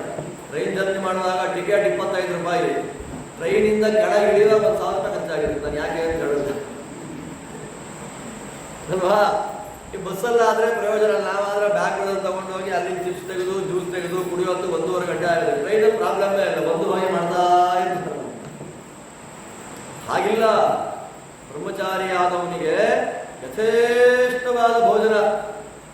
ಗೃಹಸ್ಥರಾಗಿರ್ತಕ್ಕ, ಮದುವೆ ಮಾಡಿಕೊಂಡಂತಹ ವ್ಯಕ್ತಿ, ಕೆಲಸ ಮಾಡುವಂತಹ ಜವಾಬ್ದಾರಿ ಇರುವಂತಹ ವ್ಯಕ್ತಿಗೆ ಅವನು ಒಂದು ದಿನಕ್ಕೆ 32 ತುತ್ತುಗಳಷ್ಟು ಅನ್ನ ತಿನ್ಬೇಕು. ಎಷ್ಟು ತಿನ್ಬೇಕು ಅವನು? 32 ತುತ್ತು. ಒಂದು ದಿನಕ್ಕೆ ಅವನು ತಿನ್ಬೇಕಾದ ಆಹಾರ ಎಷ್ಟು? 32. ನಾವು ಎಷ್ಟು ತಿಂತಾ ಇದ್ದೀವಿ ಅಂತ ನಾವು ಲೆಕ್ಕ ಹಾಕೊಂಡ್ರೆ ನಮ್ಗೆ ಗೊತ್ತಾಗುತ್ತೆ ನಾವು ಯಾವ ಧರ್ಮ ಆಚರಣೆ ಮಾಡ್ತಾ ಇದ್ದೀವಿ. ನಮ್ಗೆಲ್ಲ ಮಿಕ್ಸ್ ಆಗ್ಬಿಟ್ಟಿದೆ. ನಾವು ಒಂದೊಂದ್ಸಲ ಬ್ರಹ್ಮಚಾರಿಗಳಾಗ್ಬಿಡ್ತೀವಿ, ಒಂದೊಂದ್ಸಲ ಗೃಹಸ್ಥರು. ಸನ್ಯಾಸಿಗಳಂತೂ ಆಗಲ್ಲ ಊಟದಲ್ಲಿ. ಅದಾದ್ಮೇಲೆ ವಾನಪ್ರಸ್ಥರು ಅಂತ ಇದ್ರು, ಇವಾಗಿಲ್ಲ ವಾನಪ್ರಸ್ಥ. ಅವರು 16 ತುತ್ತು ಊಟ ಮಾಡಬೇಕಂತ. ಇನ್ನು ಸನ್ಯಾಸಿಗಳು ಅಂತ ಇರ್ತಾರೆ. ಆ ಯತಿಗಳಾದವರು ಎಷ್ಟು ತುತ್ತು ಊಟ ಮಾಡಬೇಕು ಅಂತ 8 ತುತ್ತು ಹೇಳ್ತಾ ಇರ್ತೀನಿ. ಯಾವಾಗ 8 ತುತ್ತು ಅಂದ್ರೆ ಒಂದೊಂದು 8 ತುತ್ತಲ್ಲ. ಸ್ವೀಟ್ ಇಷ್ಟ, ಆಂಬಡೆ ಇಷ್ಟ ಅಂತ 8 ಆಂಬಡೆ 8 ಹೋಳಿಗೆ ಅಲ್ವಾ? ಹಾಗೆಲ್ಲ ಇಲ್ಲ. ಎಲ್ಲ ಸೇರಿಸಿ, ಎಲ್ಲವೂ ಸೇರಿ ಅಷ್ಟೌಗ್ರಾಸಾಹ ಯಥೇ ಪ್ರೋಕ್ತಾಹ 8 ತುತ್ತು ಅನ್ನ. ಆ ತುತ್ತು ಅಂದ್ರೆ ಹನುಮಂತ ಹಾರ್ಕೊಂಡು ಹೋಗ್ಬೇಕಾದ್ರೆ ಬಂದು ಗೊತ್ತಾ? ಯಾರು ಬಂದು? ಸುರಸ 100 ಯೋಜನ ಅಗಲ ಆಯ್ತು ಬಾಯಿ. ಹಾಗೆಲ್ಲ ಇಲ್ಲ, ಬಾಯಿ ಅಗಲ ಮಾಡ್ಕೊಂಡು ವಿಕಾರವಾಗಿ ತುತ್ತಿನ ಬಾಯಲ್ಲಿ ಹಾಕೊಳ್ಳೋದಲ್ಲ. ಅನಾಯಾಸವಾಗಿ ಒಂದು ತುತ್ತು ಬಾಯಲ್ಲಿ ಎಷ್ಟು ಹೋಗುತ್ತೋ ಅಷ್ಟು ತುತ್ತನ್ನ 8 ತುತ್ತು ಊಟ ಮಾಡಬೇಕು ಯತಿಗಳು. ಬೆಳಗ್ಗೆಯಿಂದ ರಾತ್ರಿಯವರೆಗೆ ಅಷ್ಟೇ. ಅವಾಗ ಎಷ್ಟು ನೀರು ಕುಡಿತಾರೋ ಅಷ್ಟು ನೀರು. ಆಮೇಲೆ ಒಳ್ಳೆ ಬೇಸಿಗೆ ಇದೆ, ಪಾನಕ ಮಾಡ್ಕೊಡ್ರಿ, ಇಲ್ಲ ಜ್ಯೂಸ್ ಬೇಕು, ಇಲ್ಲ ಎಳ್ನೀರು ಬೇಕಿಲ್ಲ. ಆ ಹೊತ್ತಿನಲ್ಲಿ ಏನು ತಿಂತಾರೆ ಅಷ್ಟೇ. ಆ ಊಟ ಮಾಡುವಾಗ, ನೀರು ಕುಡಿಯುವಾಗ ಅದರಲ್ಲಿ ಏನಾದರೂ ಕೂದಲು ಇತ್ಯಾದಿಗಳೇನಾದರೂ ಕಾಣಿಸಿದ್ರೆ ನಾವು ಇರುವೆ ಬಿದ್ದಿದ್ರು ಪಕ್ಕದಲ್ಲಿ ಇಟ್ಬಿಟ್ಟು ಹಾಗೆ ತಿನ್ಬಿಡ್ತೀವಿ. ಸನ್ಯಾಸಿಗಳಾಗಿರ್ತಕ್ಕಂಥ ವ್ಯಕ್ತಿಗಳಿಗೆ ಕೂದಲು ಪದಾರ್ಥಗಳು ಇತ್ಯಾದಿಗಳು ಏನಾದರೂ ಬಂದ್ರೆ ಅಷ್ಟೇ ಊಟ. ಮಂಡಲ ಮಾಡದೆ ಅನ್ನವನ್ನ ನೆಲದ ಮೇಲಿಡೋದು, ಅದನ್ನು ನೋಡಿಬಿಟ್ರೆ ಊಟ ಮುಗೀತು. ಇವತ್ತು ಜೈನರೆಲ್ಲ ಸಂಪ್ರದಾಯ ಅನುಷ್ಠಾನ ಮಾಡ್ತಾರೆ. ಜೈನರಿಗೆ ಪಾತ್ರೆ ಇಲ್ಲ, ಅವರು ಕರಪಾತ್ರೆ. ಅವರು ಕೈಯಲ್ಲೇ ಮಧ್ಯಾಹ್ನ ಒಂದಷ್ಟೊತ್ತಿನಲ್ಲಿ ಆ ಭಿಕ್ಷೆ ಅವರು ಆ ಕಡೆ ರೂಮಲ್ಲಿ ನಿಂತಿರ್ತಾರೆ. ಈ ಕಡೆಯಲ್ಲಿ ಭಿಕ್ಷಾ ಪ್ರದಾನ ಮಾಡತಕ್ಕಂಥ ವ್ಯಕ್ತಿಗಳು ಈ ಕಡೆ ನಿಂತಿರ್ತಾರೆ, ಅವ್ರು ಹಾಕ್ತಾ ಇರ್ತಾರೆ, ಅವ್ರು ಸ್ವಲ್ಪ ತಿಂತಾರೆ, ನೀರು ಅಷ್ಟೇ ಹಾಗೆ ಹಾಕ್ತಾರೆ, ಕುಡಿತಾ ನೀವು ಏನೇ ಕೊಡ್ರಿ, ಪಂಚಭಕ್ಷ್ಯ ಪರಮಾನ್ನಗಳನ್ನು ಕೊಡ್ರಿ, ಹೀಗೆ ಅಕಸ್ಮಾತ್ ಏನಾದರೂ ಕೂಡ ಸ್ವಲ್ಪ ಕೂದಲು ಪ್ರಾಣಿಗಳೇನಾದರೂ ಕಾಣಿಸ್ಬಿಡ್ತು ಅಂದ್ರೆ ಅವತ್ತು ಊಟ ಕೊಡು. ಆದ್ದರಿಂದ ಜೈನರಲ್ಲಿ ಅವರ ಯತಿಗಳಿಗೆ ಭಿಕ್ಷಾ ಪ್ರದಾನ ಮಾಡಿಸಬೇಕು ಅಂದ್ರೆ ಬಹಳ ಜಾಗೃತೆಯಿಂದ ವ್ಯವಸ್ಥೆ ಮಾಡ್ತಾರೆ. ಸನ್ಯಾಸಿಗಳ ಭೋಜನ ತುಂಬಾ ಕಷ್ಟ, ತುಂಬಾ ಕಷ್ಟ. ದೇವರಿಗೆ ನೈವೇದ್ಯ ಮಾತ್ರ ಪಂಚಭಕ್ಷ ಮಾಡ್ತಾರೆ, ಊಟ ಮಾತ್ರ ಬಹಳ ಕಷ್ಟ. ಅವರು ಅಂತಹ ಯತಿಗಳಿಗೆ, ಊರ್ಧ್ವರೇತಸ್ಕರಾದ ಯತಿಗಳಿಗೆ ಎಷ್ಟು ಜನಕ್ಕೆ ಊಟ ಹಾಕ್ತಾ ಇದ್ದ ಧರ್ಮರಾಜ? ಪ್ರತಿನಿತ್ಯ 10,000 ಜನ ಯತಿಗಳಿಗೆ ಅನ್ನದಾನ ಮಾಡ್ತಾ ಇದ್ದ. ಅವನ ಪುಣ್ಯ ವೈಭವ ನೋಡಿ ಎಷ್ಟಿದೆ ಧರ್ಮರಾಜ, ಬೇರೆ ಎಲ್ಲೂ ಸಿಗೋದಿಲ್ಲ. 88,000 ಜನ ಸ್ನಾತಕರಿಗೆ ಅನ್ನದಾನ ಮಾಡ್ತಾ ಇದ್ದಾರೆ. 88,000 ಜನ ಸ್ನಾತಕರಿಗೆ ನಿತ್ಯ 2 ಹೊತ್ತು ಊಟ, ನಿತ್ಯ 2 ಹೊತ್ತು ಊಟ. ಆ ಒಬ್ಬೊಬ್ಬ ಸ್ನಾತಕರಿಗೆ ನೋಡ್ಕೊಳ್ಳಿಕ್ಕೆ ಒಬ್ಬೊಬ್ಬರಿಗೆ 30 ದಾಸಿಗಳು. 88,000 ಇಂಟು 30 ಎಷ್ಟಾಗಿದೆ? ಅಷ್ಟು ಜನಗಳಿಗೆ ಮೇಂಟೈನ್ ಮಾಡ್ತಾರೆ. ಎಲ್ಲರದು ಊಟ ಆಯಿತು. ನಮ್ಮ ಊರಿನಲ್ಲಿ, ನಮ್ಮ ಮನೆಯಲ್ಲಿ ಕೆಲಸ ಮಾಡಿ ಕಸ ಗುಡಿಸೋರಿಂದ ಶುರು ಮಾಡಿಕೊಂಡು ಧರ್ಮರಾಜ ತನಕ ಎಲ್ಲರದ್ದು ಊಟ ಆಯಿತು ಅಂದಮೇಲೆ ದ್ರೌಪದಿ ಊಟ ಕೊಡ್ತಾ ಇದ್ರು. ಎಲ್ಲರಿಗೂ ಸಂಬಳ ಬಂತು ಅಂತಂದ್ಮೇಲೆ ಲೆಕ್ಕ ಆ ತಿಂಗಳದ್ದು ಕ್ಲೋಸ್ ಮಾಡ್ತಿದ್ರು. ಅಂಥ ವ್ಯವಸ್ಥೆ ಪಾಂಡವರ ಮನೆಯಲ್ಲಿ. ವೇದವ್ಯಾಸ ದೇವರ ಆದೇಶದಂತೆ 88,000 ಸ್ನಾತಕರು, 10,000 ಸನ್ಯಾಸಿಗಳು, ಅವರನ್ನು ಬಿಟ್ಟು ವೇದವ್ಯಾಸ ದೇವರು ಕೈಲಾಸಕ್ಕೆ ಹೊರಟುಬಿಟ್ಟು, ಅವರು ಕೈಲಾಸಕ್ಕೆ ಹೋದ ಮೇಲೆ ಧರ್ಮರಾಜ ಆನಂದದಿಂದ ರಾಜ್ಯ ಪರಿಪಾಲನೆ ಮಾಡ್ತಾ ಇದ್ದಾನೆ. ದುರ್ಯೋಧನನಿಗೆ ಅನೇಕ ಅವಮಾನಗಳಾಯಿತು. ಆ ಅವಮಾನಗಳನ್ನು ದುರ್ಯೋಧನ ಸಹಿಸಲಿಕ್ಕಾಗಲಿಲ್ಲ, ಅವನ ಕೈ ತಡ್ಕೊಳ್ಳಿಕ್ಕಾಗಲಿಲ್ಲ. ಅವನು ಏನು ಮಾಡ್ದ? ಬೆಂಕಿಗೆ ಬಿದ್ದು ಹೋಗ್ತೀನಿ. ಶಕುನಿ ಉಪದೇಶ ಮಾಡ್ತಾರೆ. ಶಕುನಿ ಯಾರು ಅಂತ ನಮಗೆಲ್ಲ ಗೊತ್ತಿರಬೇಕು. ಶಕುನಿ ಯಾರು? ದ್ವಾಪರ ಯುಗಕ್ಕೆ ಅಭಿಮಾನಿಯಾದಂತಹ ಒಬ್ಬ ದೈತ್ಯ. ಅವನ ಹೆಸರು ದ್ವಾಪರ ಅಂತ ಅವನ ಹೆಸರು. ಅವನು ಯಾವುದನ್ನ ಪ್ರತಿನಿಧಿಸ್ತಾ ಇದ್ದಾನೆ ಅಂತಂದ್ರೆ ನಾಸ್ತಿಕ್ಯ ಬುದ್ಧಿ. ನಾಸ್ತಿಕರು ಅಂತ ಏನಿರ್ತಾರೆ, ನಾಸ್ತಿಕ್ಯ ಬುದ್ಧಿ ಅಂತ, ದೇವರಿಲ್ಲ ಧರ್ಮ ಇಲ್ಲ ಅನ್ನೋ ಗುಣ ಏನಿದೆ ಅದನ್ನ ಪ್ರತಿನಿಧಿಸುವಂತಹ ವ್ಯಕ್ತಿ ಶಕುನಿ. ಆದ್ದರಿಂದಲೇ ಮಹಾಭಾರತದಲ್ಲಿ ಕೆಲವು ಕ್ಯಾರೆಕ್ಟರ್ಗಳೆಲ್ಲ ಬರ್ತಾ ಇದೆ ಅನ್ನುವಾಗ ಕ್ಯಾರೆಕ್ಟರ್ ಯಾವ ಸಂದೇಶವನ್ನು ಕೊಡ್ತಾ ಇದೆ ಅಂತ ನೋಡ್ರಿ ಅಂತಾರೆ ವೇದವ್ಯಾಸ ದೇವರು. ಧರ್ಮರಾಜ ಬಂದ ಅಂದ್ರೆ ಧರ್ಮ ಬಂತು ಅಂತ ಹೇಗೆ ನೋಡ್ಬೇಕು, ಶಕುನಿ ಬಂದ ಅಂದ್ರೆ ನಾಸ್ತಿಕ್ಯ ಬಂತು ಅಂತ ನೋಡ್ಬೇಕು. ಕಣಿಕ ಅಂತ ಒಬ್ಬ ಇದ್ದ, ಶುಕ್ರಾಚಾರ್ಯ ಶಿಷ್ಯ, ಅವರಲ್ಲಿ ಅಧ್ಯಯನವನ್ನು ಮಾಡಿದಂತಹ ವ್ಯಕ್ತಿ ಶಕುನಿ. ಅವನು ದುರ್ಯೋಧನನಿಗೆ ಮೋಸ ಮಾಡೋದು ಹೆಂಗೆ ಅಂತ ಪಾಠ ಮಾಡಿದ್ದ. ಅಂತ ಶಕುನಿ ಹೇಳ್ತಾನೆ, ಅಲ್ಲಯ್ಯ, ಯಾಕೆ ಹೊಟ್ಟೆ ಹುರ್ಕೊಂಡು ಸಾಯ್ತಾ ಇದ್ದ ನೀನು? ಕಷ್ಟಪಟ್ಟಿದ್ದಾರೆ, ಸಂಪಾದನೆ ಮಾಡಿದ್ದಾರೆ, ಯಾಗ ಮಾಡಿದ್ರು, ಹೋಯ್ತು. ಅವರು ಕಷ್ಟಪಟ್ಟ ಸಂಪತ್ತು ಅವರಿಗೆ ಬಂತು, ನಿನಗೂ ಬೇಕಾದಷ್ಟು ಇದೆಯಲ್ಲ, ನೀನ್ ಯಾಕೆ ಈ ಥರ ಆಡ್ತಾ ಇದ್ಯಾ? ಯಾಕೆ ನಿನಗೆ ದುರ್ಬುದ್ಧಿ ಬಂತು?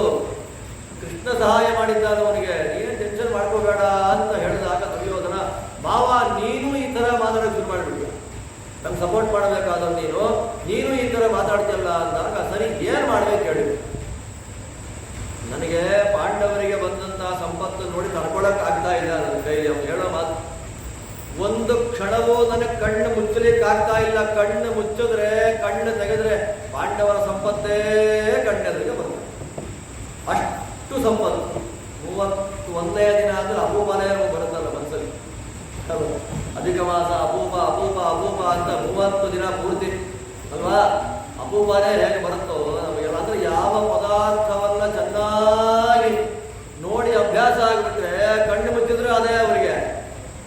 ಇವನಿಗೆ ಹೊಟ್ಟೆ ಉರಿ ಬರಲಿ ಅಂತಾನೆ ಧರ್ಮರಾಜ ಸಂಪತ್ತನ್ನ ಕಲೆಕ್ಟ್ ಮಾಡುವಂತ ಜವಾಬ್ದಾರಿ ಕೊಟ್ಟಿದ್ದ. ಅವನಂತಾನೆ ತಗೊಂಡು ತಗೊಂಡು ತಗೊಂಡು ಸಾಕಾಗೋಯ್ತು, ನನ್ನ ಕೈಯೆಲ್ಲ ಬಿದ್ದೋಯ್ತು. ಆದರೂ ಕೂಡ ಸಂಪತ್ತನ್ನ ಕಲೆಕ್ಟ್ ಮಾಡ್ಕೊಳ್ಳೋದು ನಾನು ಬಿಡ್ಲಿಲ್ಲ. ರಾಶಿ ರಾಶಿ ಹಾಕ್ಬಿಟ್ಟೆ ಸಂಪತ್ತು. ನಾನು ಏನು ಮಾಡಲಿ? ಹೊಟ್ಟೆ ಉಳಿತಾ ಇದೆ. ಪಾಂಡವರ ಸಂಪತ್ತು ಎಲ್ಲದಕ್ಕಿಂತ ಹೆಚ್ಚಾಗಿ ದ್ರೌಪದಿ ಮೆರಿತಾ ಇರೋದು ನೋಡಿ ನನಗೆ ತಡ್ಕೊಳ್ಳಿಕ್ಕೆ ಆಗ್ತಾ ಇಲ್ಲ. ನಾನು ಏನು ಮಾಡಲಿ? ಅದು ಬಂದಿದೆ ಮನಸ್ಸಲ್ಲಿ, ಅದು ಬಂದಿದೆ ಮನಸ್ಸಲ್ಲಿ. ಅದಕ್ಕೆ ಕಾರಣ ದುರ್ಯೋಧನಾದಿಗಳ ಹೆಂಡತಿಯರೆಲ್ಲರಿಗೂ ಹೊಟ್ಟೆ ಉರಿ ಆರಂಭ ಆಗಿದೆ. ಶಕುನಿ ಹೇಳ್ತಾರೆ, ಒಂದು ಒಳ್ಳೆ ಪ್ಲಾನ್ ಇದೆ. ಯುದ್ಧ ಮಾಡಿದೆ. ಯುದ್ಧ ಮಾಡಿ ಪಾಂಡವರನ್ನು ಗೆಲ್ಲಬೇಕು ಅಂದರೆ ಚಾನ್ಸೇ ಇಲ್ಲ. ಕೃಷ್ಣ ಶಿಶುಪಾಲನ ಹೇಗೆ ಸಂಹಾರ ಮಾಡಿದ ಕಣ್ಣಾರೆ ನೋಡಿದ್ವಿ. ಚಕ್ರ ತಗೊಂಡು ಕತ್ತರಿಸಾಕ್ಬಿಟ್ಟ ತಲೆ. ಇನ್ನು ಪಾಂಡವರಿಗೆ ಬಂದ ಸಂಪತ್ತನ್ನು ಹಾಗೆ ಕಿತ್ಕೊಂಡ್ಬಿಡ್ತೀವಿ ಅಂದ್ರೆ ಆಗಲ್ಲ. ಅದಕ್ಕೆ ಏನ್ ಮಾಡಬೇಕು? ಯುದ್ಧ ಮಾಡದೆ ಈಸಿಯಾಗಿ ನಮಗೆ ಸಂಪತ್ತು ಬರುವಂತಹ ಒಂದು ಪ್ಲಾನ್ ನನ್ನಲ್ಲಿದೆ. ಎಕ್ಸಿಕ್ಯೂಟ್ ಮಾಡಬೇಕು ಅಂದ್ರೆ ನಿಮ್ಮ ಅಪ್ಪನ ಸಪೋರ್ಟ್ ಬೇಕು. ಅದಕ್ಕೆ ಹೇಳ್ತಾ ಮಾವ ಇಷ್ಟು ಹೇಳಿದೆಲ್ಲ ಸಾಕು, ನಮ್ಮಪ್ಪನನ್ನ ಒಪ್ಸೋ ಜವಾಬ್ದಾರಿ ನಂದು ಅಂತ ಹೇಳಿ ಬಂದ ಅವತ್ತು ರಾತ್ರಿ ಹಸ್ತಿನಾಪುರದಲ್ಲಿ ಮಲಗಿದ್ದಾರೆ. ಧೃತರಾಷ್ಟ್ರ ಅವನಿಗೆ ಕಣ್ಣು ಕಾಣ್ತಿಲ್ಲ. ಮನಸ್ಸೆಲ್ಲ ದುರ್ಯೋಧನ ಮೇಲೆ. ಮನಸ್ಸೆಲ್ಲ ದುರ್ಯೋಧನ ಮೇಲೆ. ನನ್ನ ಮಗ ಏನಾದ್ನೋ, ಮನಸ್ಥಿತಿ ಹೇಗಿದೆಯೋ, ಪಾಂಡವರ ವೈಭವ ನೋಡಿ ಏನಾಗಿದ್ದಾನೋ ಅಂತಾನೇ ಮನಸ್ಸಲ್ಲಿ ಅವನಿಗೆ. ಇವರು ಬಂದಿರೋದು ಗೊತ್ತಾಯ್ತು. ಒಳ್ಳೆ ಮೀಟಿಂಗ್ ಹಾಲಲ್ಲಿ ಕೂತ್ಕೊಂಡ್ರು. ಅರ್ಧ ಗಂಟೆ ಮಾತಾಡಲಿಲ್ಲ, ಯಾರೂ ಮಾತಾಡಲಿಲ್ಲ. ಮಾತಾಡದೇ ಇದ್ರೆ ಧೃತರಾಷ್ಟ್ರ ಕೇಳ್ತಾನೆ, ಯಾಕರಪ್ಪ ಯಾರೂ ಮಾತಾಡ್ತಾ ಇಲ್ಲ? ಶಕುನಿ ಹೇಳ್ತಾನೆ, ಏನು ಮಾತಾಡೋದು ರಾಜ, ನಾವೆಲ್ಲ ಮೂಕ ವಿಸ್ಮಿತರಾಗಿದ್ದೇವೆ. ನಿನ್ನ ತಮ್ಮನ ಮಕ್ಕಳು ನಿನ್ನನ್ನ ದಾಟಿ ರಾಜಸೂಯ ಯಾಗ ಮಾಡ್ತೀವಿ ಅಂತ ನಿನ್ನನ್ನು ಯಾರಾದ್ರೂ ಪರ್ಮಿಷನ್ ಕೇಳಿದ್ರಯ್ಯ? ಮುಚ್ಕೊಡೋದು ಒಬ್ಬರಿಗೆ.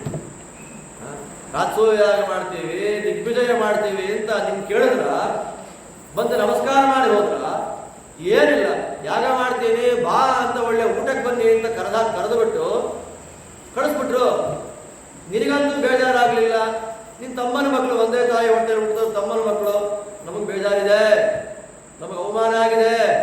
ಆ ಅವಮಾನ ತಡಿಲಿಕ್ಕಾಗದೆ ದುರ್ಯೋಧನ ಊಟ ತಿಂಡಿ ನಿದ್ರೆ ಎಲ್ಲ ಬಿಟ್ಟುಬಿಟ್ಟಿದ್ದಾನೆ.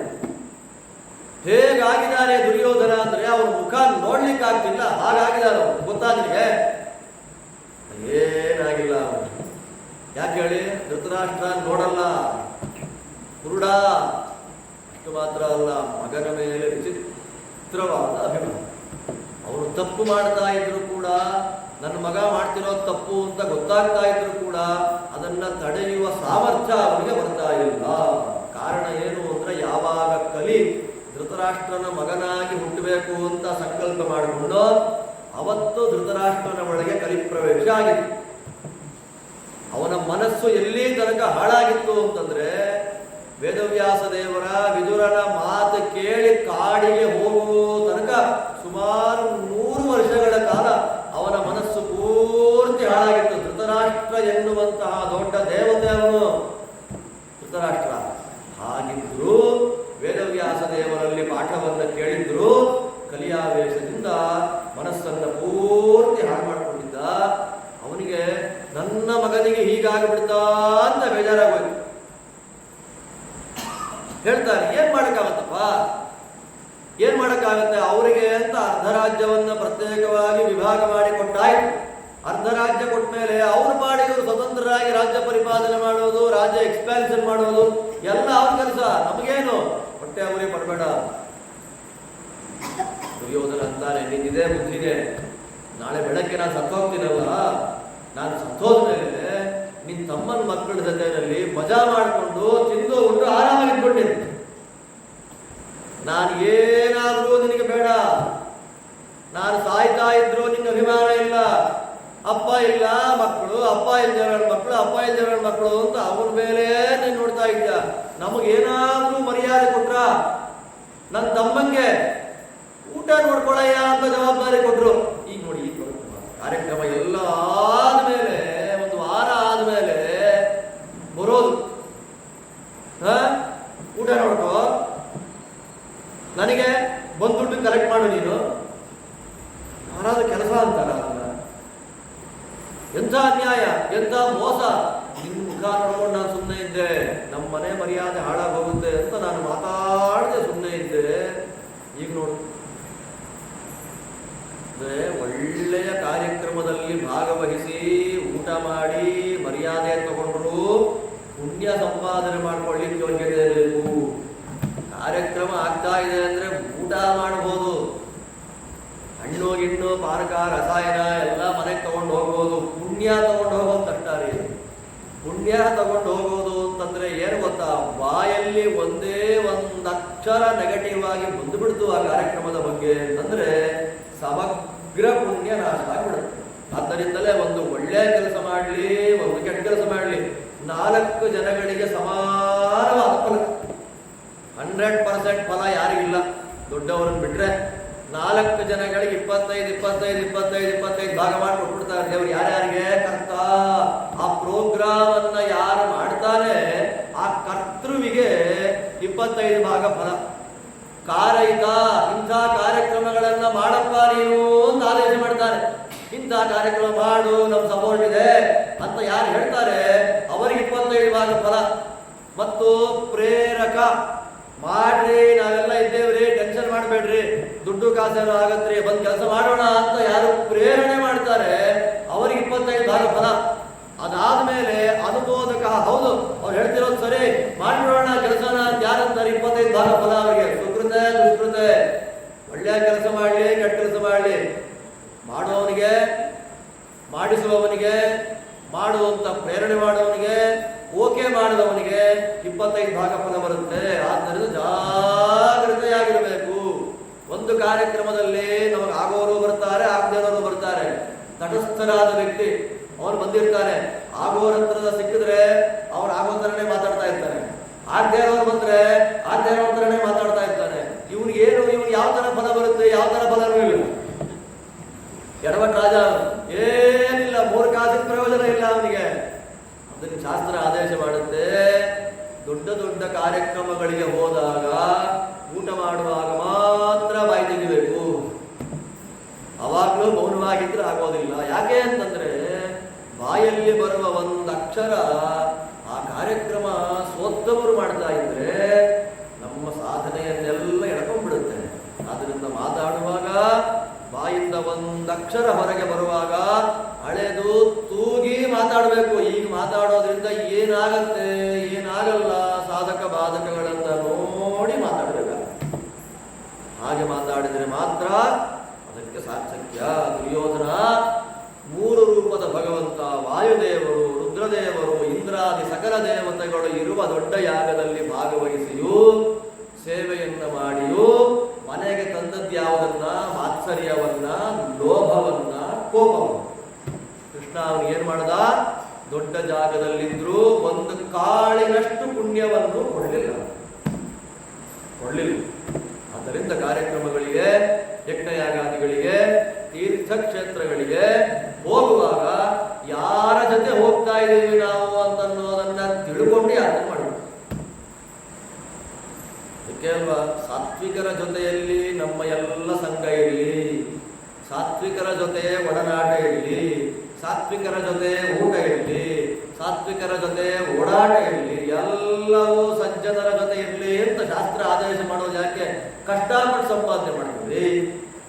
ಯಾರು ಫ್ರೀಯಾಗಿ ಕೊಡಲ್ಲ. ಒಂದು 10 ರೂಪಾಯಿ ದಕ್ಷಿಣೆ ಕೊಡಬೇಕು ಅಂದ್ರೆ ಅದರ ಹಿಂದಿನ ಶ್ರಮ ಸಂಪಾದನೆ ಮಾಡಿದವನಿಗೆ ಗೊತ್ತು.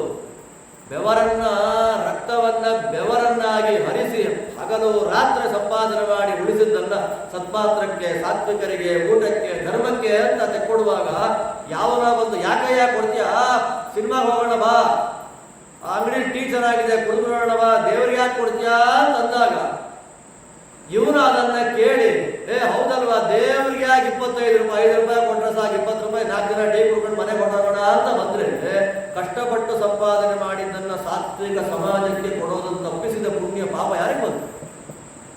ಕೂತವ್ರಿಗೆ ಪ್ರವಚನಕ್ಕೆ ಹೋಗೋಣ ಅನ್ಕೊಂಡಿದ್ದೀನಿ ಇವತ್ತು ಅಂದ್ರೆ ತಿಂಗಳು ಪೂರ್ತಿ ಅಧಿಕ ಮಾಸ ಪ್ರವಚನ ಇದ್ದೇ ಇದೆ, ಒಂದಿನ ಮಿಸ್ ಆದ್ರೆ ಏನಾಗಿದೆ? ಹೋಗೋಣ ಬನ್ನಿ ವಾಕಿಂಗ್ ಅಂತಾರೆ. ಇವನೇನ್ ಮಾಡ್ದ? 3-4 ಸಲ ಹೋಗೋಣ ಬನ್ನಿ, ಯಾಕೆ ಪ್ರವಚನ ಅಂತ 3-4 ಸಲ ಹೇಳಿದಾಗ ಪ್ರಭಾವ ಏನಾಗತ್ತೆ ಮನಸ್ಸಿನ ಮೇಲೆ? ಹೌದಲ್ವಾ, 30 ದಿನ ಇದೆ, 1 ದಿನ ಮಿಸ್ ಆದ್ರೆ ಏನ್ರೆ? ದೇವರಂತಾನೆ, ನೀನು 30 ದಿನ ಪ್ರವಚನಕ್ಕೆ ಹೋದಾಗ ನಿನ್ನ ಯೋಗ್ಯತೆಗೆ ಅವತ್ತಿನ ಪುಣ್ಯವನ್ನೇ ವಿಶೇಷವಾಗಿ ಕೊಡಬೇಕು ಅಂದ್ಕೊಂಡಿದ್ದೆ ಅಂತ ಭಗವತ್ ಸಂಕಲ್ಪ ಇದ್ರೆ ನಾವು ಮಿಸ್ ಆದ ದಿನವೇ, ನಾವು ಹೋಗದೇ ಇರತಕ್ಕಂತಹ ದಿನದಲ್ಲೇ ನಮ್ಮನ್ನ ಉದ್ಧಾರ ಮಾಡುವಂತಹ ಘಳಿಗೆ ಇದ್ರೆ ಆ ದಿನ ಏನು ಮಾಡೋದು?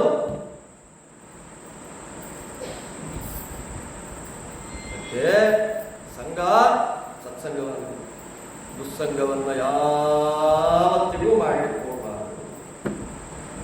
ಏಕಸ್ತಪಸ್ವಿ ನಿರಧ್ಯಾಯಿ ಶಾಸ್ತ್ರ ಅದನ್ನು ಹೇಳು. ಸಾಧನೆ ಅಂತ ಮಾಡಬೇಕಾದ್ರೆ ಒಬ್ಬರೇ ಮಾಡ್ರಯ್ಯ, ನಾನು ಇಂಥದ್ದು ಮಾಡ್ತಾ ಇದ್ದೀನಿ, 25 ಇಡ್ಲಿ ತಿಂದೆ ಅಂತ ಹೇಳು, ಏನು ಬೇಜಾರಿಲ್ಲ.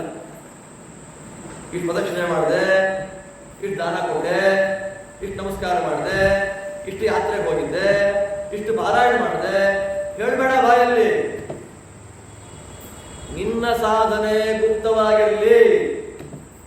ಕಲಿ, ಅಸುರರು, ದುಷ್ಟರು ಎಲ್ಲಿಂದ ಕಂಡು ಹಾಕ್ತಾರೆ ಅಂತ ಗೊತ್ತಿಲ್ಲ. ಅಷ್ಟು ವೈಭವದಿಂದ ನಡೆದ ರಾಜಸೂಯ ಯಾಗದ ಮೇಲೆ ಸಾಮಾನ್ಯರ ಕಣ್ಣು ಬೀಳಲಿಲ್ಲ. ಯಾರ ಕಣ್ಣು ಬಿತ್ತು?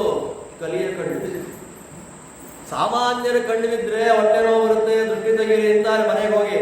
ಕಲಿಯ ದೃಷ್ಟಿ ಬಿದ್ರೆ, ಕಲಿನೇ ದೃಷ್ಟಿ ಹಾಕ್ಬಿಟ್ರೆ ಏನೆಲ್ಲ ಆಗುತ್ತೆ ಅನ್ನೋದಕ್ಕೆ ಮೊದಲು ಕಲಿಗೆ ಬಲಿಯಾದವನೇ ಪಾಂಡವರಲ್ಲಿ ಧರ್ಮರಾಜ. ಮಹಾನುಭಾವ. ಧರ್ಮರಾಜನ ಒಳಗೆ ಕಲಿ ಪ್ರವೇಶ. ಧರ್ಮರಾಜನ ಒಳಗೆ ಕಲಿ ಪ್ರವೇಶ. ಧೃತರಾಷ್ಟ್ರ ಹೇಳ್ತಾನೆ, ಏನು ಮಾಡ್ಬೇಕು ನಾವೀಗ? ಪ್ಲಾನ್ ಇದೆ. ನಾನು ಪಾಂಡವರ ಸಂಪತ್ತನ್ನು ನೋಡಿ ನಿದ್ರೆ ಆಹಾರಗಳನ್ನು ಬಿಟ್ಟಿದ್ದೇನೆ, ಆಹಾರ ವಿಹಾರಗಳನ್ನು ಬಿಟ್ಟಿದ್ದೇನೆ, ನನಗೇನೂ ಇಲ್ಲ. ಆದ್ದರಿಂದ ಅವರ ಸಂಪತ್ತನ್ನ ಈಸಿಯಾಗಿ ಹೊಡೆಯುವಂತಹ ಪ್ಲಾನ್ ಇದೆ. ಜೂತ ಆಡಿಬಿಡೋಣ, ಪಗಡ ಆಟ ಆಡಿಬಿಡೋಣ. ಧೃತರಾಷ್ಟ್ರ ಅಂತಾನೆ, ಬೇಡವೋ? ಯಾಕಪ್ಪ? ಊರಿನವ್ರ ಕೈಲೆಲ್ಲ ಬಯಸ್ಕೊಳ್ಳುವಂತಹ ಕೆಲಸ ಯಾಕೆ ಮಾಡ್ತೀವೋ? ರಾಜಸೂಯಾಗ ಮಾಡಿದ್ದಾರೆ ಪಾಂಡವರು. ನೀನು ಒಂದು ಯಾಗ ಮಾಡು, 4 ಜನಕ್ಕೆ ಊಟ ಹಾಕು. ಅದು ಬಿಟ್ಟು ಅವ್ರ ಮನೆ ಒಳಗಿರೋ ಸಂಪತ್ತನ್ನು ಕಿತ್ಕೊಂಡ್ಬಂದು ನಾನು ಯೂಸ್ ಮಾಡ್ತೀನಿ ಅನ್ನೋದು ಸಾತ್ವಿಕರ ಲಕ್ಷಣ ಅಲ್ಲ ಮರಿ. ಹಾಗೆಲ್ಲ ಮಾತಾಡ್ಬೇಡಪ್ಪ. ಅವರಂತಾರೆ, ನಾನು ಸತ್ತೋಗ್ತೀನಿ, ನಾನು ಸತ್ತೇ ಹೋಗ್ತೀನಿ, ನಾನು ಬದುಕಿರೋದೇ ಇಲ್ಲ. ಅಯ್ಯೋ ಹಾಗನ್ಬೇಡವೋ ಅಂತ ಕಣ್ಣಲ್ಲಿ ನೀರು ಹಾಕೊಂಡು ಬಾಪ ಅಂತ ತೊಡೆ ಮೇಲೆ ಕೂಡಿಸ್ಕೊಂಡು ಮುದ್ದಾಡಿ ಏನೆಲ್ಲ ಮಾಡ್ಬಿಟ್ಟ ಧೃತರಾಷ್ಟ್ರ. ಹಾಗಾದ್ರೆ ಓಕೆನಾ ಕರೆಸೋದಾ ಅಂದ್ರೆ ಅಂತಾನೆ, ನಾನು ವಿದುರನನ್ನ ಭೀಷ್ಮಾಚಾರ್ಯರನ್ನ ಕೇಳಿದೆ, ನಾನು ಯಾವ ಡಿಸಿಷನ್ ತಗೊಳ್ಳೋದಿಲ್ಲ, ನಾನು ತಗೊಳ್ಳೋದೇ ಇಲ್ಲ ಅನ್ಕೊಂಡ ದುರ್ಯೋಧನ. ವಿದುರನನ್ನ ಕರೆಸಿಬಿಟ್ರೆ ಅವನು ಬೇಡ ಅಂತಾನೆ ಅಂತಾನೆ. ಅಪ್ಪ, ನಾನು ಬೇಕಾ ವಿದುರ ಬೇಕಾ ನೀನೇ ಜಡ್ಜ್ ಮಾಡು. ಮತ್ತದೇ ನಾನು ಸಾಯ್ತೀನಿ. ಸರಿ, ವಿದುರನ್ ಕರೆಸೋ ಅಂದ್ರು. ವಿದುರ ಬಂದು ಹೇಳ್ತಾನೆ, ನೀವು ಹುಟ್ಟಿದಾಗಲೇ ಹೇಳಿದೆ, ತ್ಯಜೇದೇಕಂ ಕುಲಸ್ಯಾರ್ಥ. ಭಾರತದ ಪ್ರಸಿದ್ಧವಾದ ಮಾತು. ಒಂದು ವಂಶ ಚೆನ್ನಾಗಿರ್ಬೇಕು ಅಂದ್ರೆ ಒಬ್ಬ ದುಷ್ಟ ಹುಟ್ಟಿದ್ದಾನೆ ಅಂದ್ರೆ ಬಿಸಾಕ್ಬಿಡ್ಬೇಕು ಅವನನ್ನ. ಗ್ರಾಮಸ್ಯಾರ್ಥೆ ಕುಲಂ ತ್ಯಜೇತ್. ಒಂದು ಗ್ರಾಮ ಚೆನ್ನಾಗಿರ್ಬೇಕು ಅಂದ್ರೆ ಒಂದು ಕುಲವನ್ನ ಬಿಟ್ಬಿಡ್ಬೇಕಂತೆ. ಗ್ರಾಮಂ ಜನಪದಸ್ಯಾರ್ಥೆ. ಊರು ಚೆನ್ನಾಗಿರ್ಬೇಕು ಅಂತಂದ್ರೆ ಗ್ರಾಮ ತ್ಯಾಗ ಮಾಡ್ಬೇಕಂತೆ. ನಾವು ಚೆನ್ನಾಗಿರ್ಬೇಕು ಅಂದ್ರೆ ಭೂಮಿಯನ್ನ ಬಿಟ್ಟೆ ಹೋಗ್ಬಿಡ್ಬೇಕು. ಆತ್ಮಾರ್ಥೆ ಪೃಥ್ವಿ ತ್ಯಜೆ. ಸಾಧನೆ ಆಗಬೇಕು ಅಂದ್ರೆ ಭೂಮಿಯಲ್ಲೇ ಕೂತ್ರೆ ಸಾಧನೆ ಇಲ್ಲ, ಮೋಕ್ಷ ಇಲ್ಲ. ಆದ್ದರಿಂದ ನಿನ್ನ ಮಗನನ್ನ ಬಿಟ್ಟುಬಿಡು, ಈಗಲೂ ಕಾಲ ಮಿಂಚಿಲ್ಲ. ಇವ ದುಷ್ಟ ಇದ್ದಾನೆ, ವಂಶನಾಶಕ ಇದ್ದಾನೆ, ಸರ್ವನಾಶ ಮಾಡ್ತಾನೆ, ಬಿಟ್ಬಿಡಿ ಅವನನ್ನ. ಹೇಳಲಿಲ್ಲ ಧೃತರಾಷ್ಟ್ರ. ಯಾಕೆ? ಕಲಿಪ್ರವೇಶ. 7 ಜನಗಳನ್ನ ಬಿಟ್ಟು ಇನ್ನೆಲ್ಲರಲ್ಲಿ ಕಲಿಪ್ರವೇಶ. ಅಂದ್ರೆ ಭೀಮಾ, ದ್ರೌಪದಿ, ಕುಂತಿ, ವಿದುರ, ನಕುಲ, ಸಹದೇವ.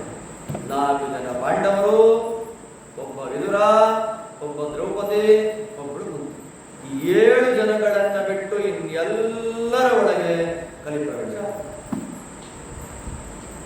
ಯಾರಿಗೂ ಅಂಥ 400 ವರ್ಷ ಅಧ್ಯಯನ ಮಾಡಿದ ಭೀಷ್ಮಾಚಾರ್ಯರು, ಪರಶುರಾಮರಲ್ಲಿ ಅಧ್ಯಯನ ಮಾಡಿದ ದ್ರೋಣಾಚಾರ್ಯರು, ಭಾರತಾಚಾರ್ಯರಾದ ಕೃಪಾಚಾರ್ಯರು, ರುದ್ರಾವತಾರಿಯಾದ ಅಶ್ವತ್ಥಾಮ, ಎಂತೆಂಥ ಸಾತ್ವಿಕರೇ. ನಮ್ಮದೇನು? ಎಲ್ಲರನ್ನ ಸಮಾವೇಶ ಆಗಿದೆ. ಎಲ್ಲರಲ್ಲಿ ಕಲಿ ಒಳಗೆ ಸೇರೇ ಬಿಟ್ಟು. ವಿದುರ ಹೇಳ್ತಾನೆ, ಪರವಾಗಿಲ್ಲ, ಕರ್ಕೊಂಡ್ಬರ್ತೀನಿ, ಕರ್ಕೊಂಬ ಹೋಗಬಹುದು. 100 ಕಂಬಗಳಿಂದ ಕೂಡಿದ ಮಂಟಪ ನಿರ್ಮಾಣ ಮಾಡಬೇಕು. ಇದು ದುರ್ಯೋಧನನ ಪ್ಲಾನ್. 100 ಕಂಬಗಳಿಂದ ಕೂಡಿದ ಸಭೆಯಲ್ಲಿ ನಾನು ತಲೆ ಹೊಡ್ಕೊಂಡಿದ್ದೇನೆ. 3-4 ಕಡೆ ತಲೆ ಎಷ್ಟು ದಪ್ಪ ಆಗಿತ್ತವನು. ಯಾರಿಗೆ? ದುರ್ಯೋಧನಿಗೆ. ಅವನು ತೋರಿಸ್ತಾನಪ್ಪ, ನನ್ನ ತಲೆ 3 ಗಂಟೆ ಆಗಿದೆ ನೋಡು, ಎಲ್ಲಿ ನೋಡ್ಲೋ ಅದು ಕೈಯಲ್ಲಿ ಮುಟ್ಟು ಅಂತಾನೆ ಅಲ್ವಾ. ಎಲ್ಲಿ ಅಂದ್ರೆ ಆ ಸಭೆಯಲ್ಲಿ ಕಂಬಗಳು 100 ಕಂಬ ಕಾಣ್ತಾ ಇತ್ತಂತೆ. ಕಂಬಗಳಿಂದ ಮಾಡಿದ್ದೇ ಸಭೆ. ಆದ್ರೆ ಹತ್ತಿರ ಹೋಗ್ತಾ ಇದ್ದ ಕಂಬನೇ ಇಲ್ಲ. ಕಂಬ ಇಲ್ಲ ಅಂತ ಹೋಗಿ ರೈಟ್ ಸೈಡ್, ಇನ್ನು ಗೋಡೆ ಇಲ್ಲ ಅಂತ ಹೋಗಿ ಲೆಫ್ಟ್ ಸೈಡ್, ನೀರಿಲ್ಲ ಅಂತ ಹೋಗಿ ಸೆಂಟ್ರಲ್. ಉಡುಪಿ ಕೃಷ್ಣದೇವರ ತಲೆ ನೋಡಿದ್ರೆ 3 ಜುಟ್ಟಿರುತ್ತೆ. ಶಿಖಾಬಂಧ ತ್ರಯೋಪೇತಂ ಅಂತ ಕೃಷ್ಣದೇವರಿಗೆ ತುಂಬಾ ಕೂದಲಿತ್ತು ಅಂತ ಅವರಮ್ಮ ಯಶೋಧಾದೇವಿ ಅವನಿಗೆ 3 ಜುಟ್ಟುಗಳನ್ನು ಹಾಕ್ತಾ ಇದ್ದಂತೆ.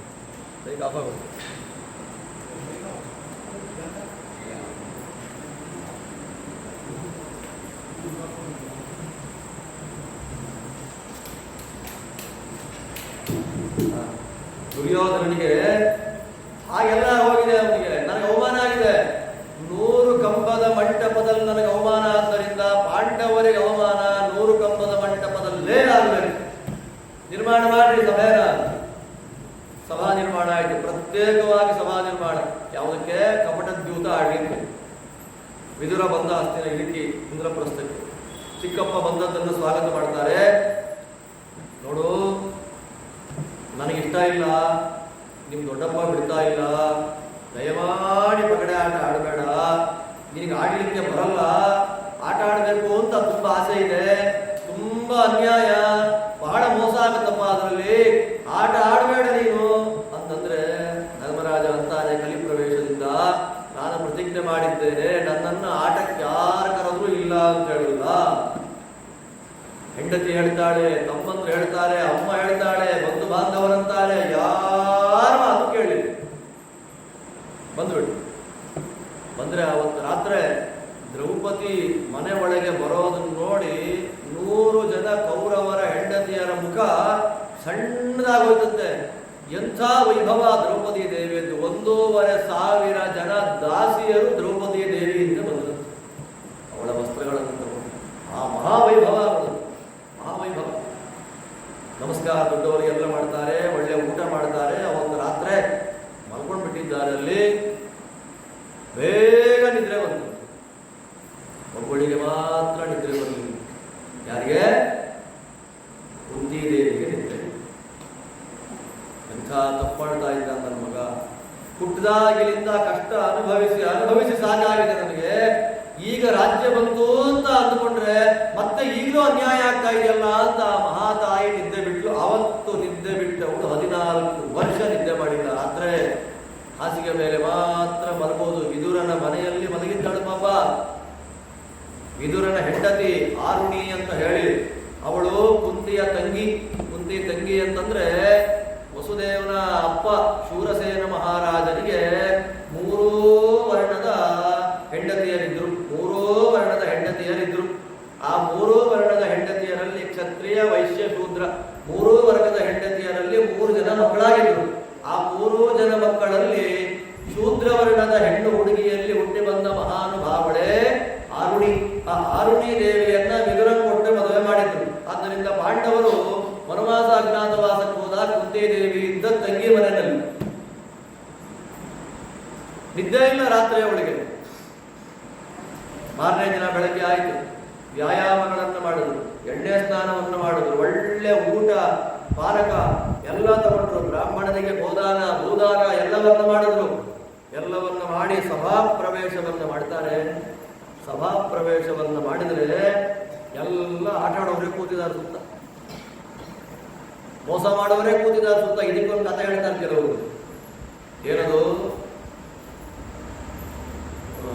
ಶಕುನಿಗೆ ಸಂಬಂಧಪಟ್ಟಂತಹ ಅಣ್ಣ ತಮ್ಮಂದ್ರನ್ನೆಲ್ಲರನ್ನ ಕೌರವರು ಕೊಂದಾಕ್ಬಿಟ್ರಂತೆ. ಕೌರವರು ಅಂದ್ರೆ ಈ ಕಡೆಯವರು ರೂಮಲ್ಲಿ ಕೂಡ ಹಾಕಿ ಸಾಯಿಸ್ಬಿಟ್ರು.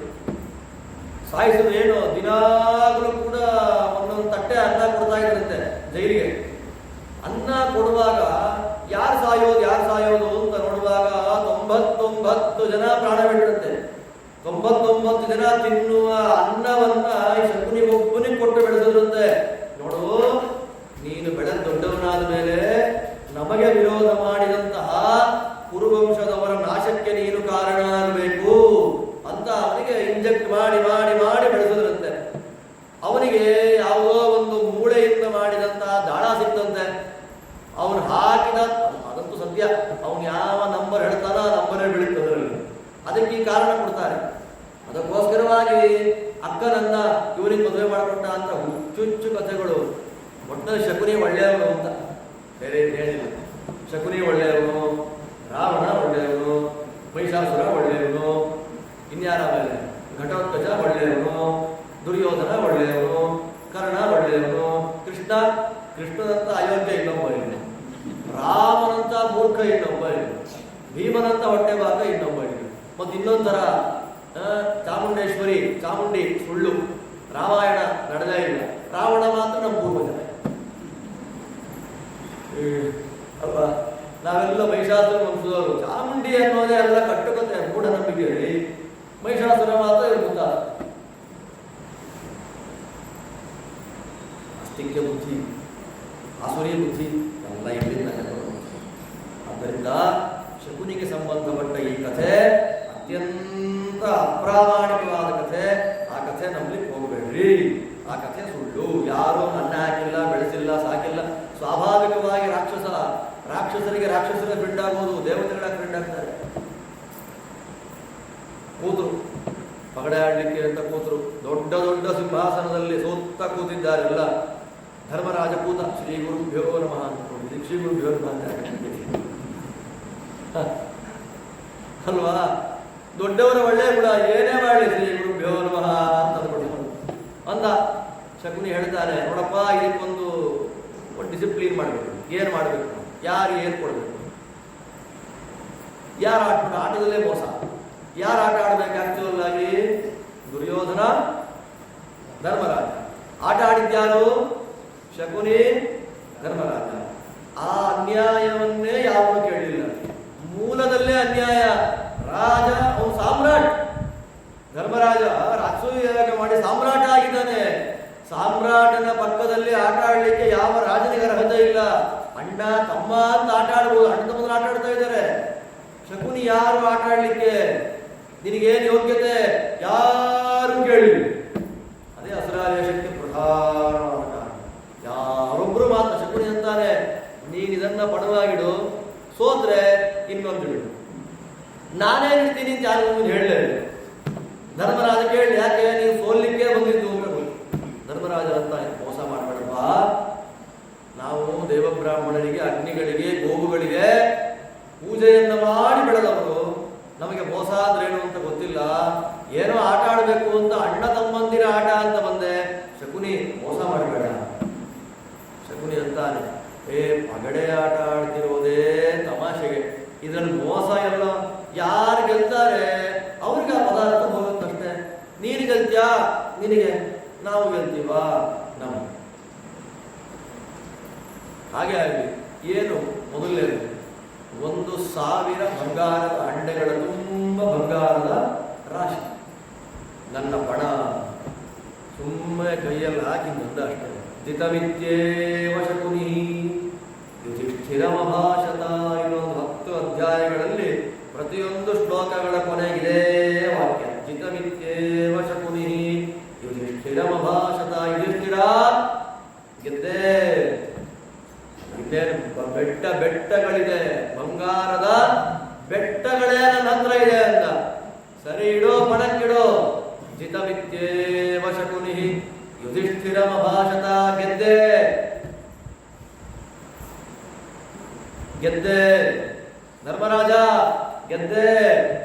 ಏನೇನು ಪಣಕ್ಕಿಡ್ತಾರೆ ಎಲ್ಲ ಮಯಸಭಾ ಜಿತಂ, ದಾಸಿಯರು ಜಿತಂ, ಸಮಗ್ರ ಬಂಗಾರದ ಪರ್ವತ ಜಿತಂ, ಆಭರಣ ರಾಶಿ ಜಿತಂ, 1,000,000 ಆನೆ ಜಿತಂ, ಕುದುರೆಗಳು, ರಥಗಳು, ಸೈನಿಕರು, ದಾಸದಾಸಿಯರು, ಆಭರಣ ವಿಶೇಷಗಳು, ಸಮಗ್ರವಾದ ಇಂದ್ರಪ್ರಸ್ಥವನ್ನೇ ನೋಡ್ತಾ ನೋಡ್ತಾ ನೋಡ್ತಾ ನೋಡ್ತಾ ಕಿತ್ಕೊಂಡೇ ಬಿಟ್ಟ.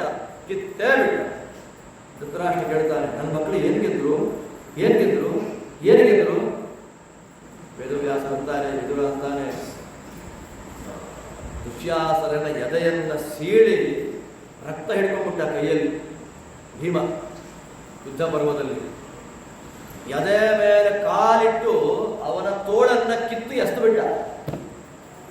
ಕೊನೆಗೆ ಯುದ್ಧ ಎಲ್ಲ ಆದ್ಮೇಲೆ ಧೃತರಾಷ್ಟ್ರನ ಶರೀರ ಎಲ್ಲಿದೆ ಅಂತ ಗೊತ್ತಾಗಲಿಲ್ಲ. ಆ ಲೆವೆಲ್ಗೆ ನಾಶ ಮಾಡಿಬಿಟ್ಟಿದ್ದ ಭೀಮ. ಅವನ ಹೆಂಡತಿ, ನನ್ನ ಗಂಡನ ದೇಹ ಎಲ್ಲಿ ಎಲ್ಲಿ ಎಲ್ಲಿ ಅಂತ ಹುಡ್ಕೊಂಡು ಬರುವಾಗ ಅವನ ತೋಳು ಮಾತ್ರ ಸಿಕ್ಕಂತೆ ಕೈಯಲ್ಲಿ ಇಟ್ಕೊಂಡು ಹೇಳ್ತಾಳೆ ಅವಳು. ಅದಕ್ಕೆ ಸಂಸ್ಕಾರ ಮಾಡಿದ್ರು. ಯಾಕಿಂತ ಘೋರವಾದ ಮರಣ ಕೊಟ್ಟ ಅಂತ ಕೇಳಿದಾಗ ವಿದುರ ಅಂತಾನೆ, ಪಗಡೆ ಆಟದಲ್ಲಿ ನನ್ನ ಮಕ್ಕಳು ಏನು ಗೆದ್ರು ಅಂತ ಮೋಸ ಅಂತ ಗೊತ್ತಿದ್ರು ನೀನು ಮಾತಾಡಿದೆಲ್ಲಯ್ಯ. ಅವಾಗ ನಿನಗೆ ಅನ್ಯಾಯ ಅಂತ ಕಾಣಲಿಲ್ವಾ? ಮೋಸ ಅಂತ ಗೊತ್ತಾಗಲಿಲ್ವಾ? ಇವಾಗ ಮಗ ಸತ್ತ ಅಂತ ಬೇಟಾಡ್ತಾ ಇದ್ದ, ಅಳೋದಕ್ಕೆ ಆಗ್ಬೇಕಿದು ಅಂತ. ಕುರುಡ ಏನು ಗೆದ್ರು, ಆನೆ ಗೆದ್ರ ಅಂತ ಚಪ್ಪಾಳೆ ಹೊಡಿತಾ ಇದ್ದಂತೆ. ಕೊನೆಗೆ ಶಕುನಿ, ನಿನ್ನಲ್ಲಿ ಏನಿಲ್ಲ, ನಕುಲನ್ನಿಡು ಅಂದ್ರು. ಇಟ್ಟ ನಕುಲನನ್ನ. ಸಹದೇವನ ವಿದ್ಯೆ ಇಡು ಅಂದ್ರು. ಎಂಥ ಅನ್ಯಾಯ! ಸಹದೇವ ಪಂಡಿತ ಅಂತ ಪ್ರಸಿದ್ಧನಾದ ಮಹಾನುಭಾವ. ಸಹದೇವ ಅಂತಾನೆ, ವಿದ್ಯೆಯನ್ನ ಪಣಕ್ಕಿಡ್ಬಿಡ ಅಣ್ಣ, ನನ್ನನ್ನೇ ಪಣಕ್ಕಿಟ್ಬಿಡು. ಸಹದೇವ ಗಾಂಡೀವಿ ಅರ್ಜುನ ಅವನನ್ನು ಗೆದ್ದ. 10,000 ಆನೆಗಳ ಬಲದಿಂದ ಕೂಡಿದ ಭೀಮಸೇನ ಅವನನ್ನು ಗೆದ್ದ. ಆತ್ಮಾನಂ ಶಪೆ, ನನ್ನನ್ನ ಇಟ್ಕೊಳ್ತೀನಿ ಅಂತ ಧರ್ಮರಾಜ ನೀನು ಸೋ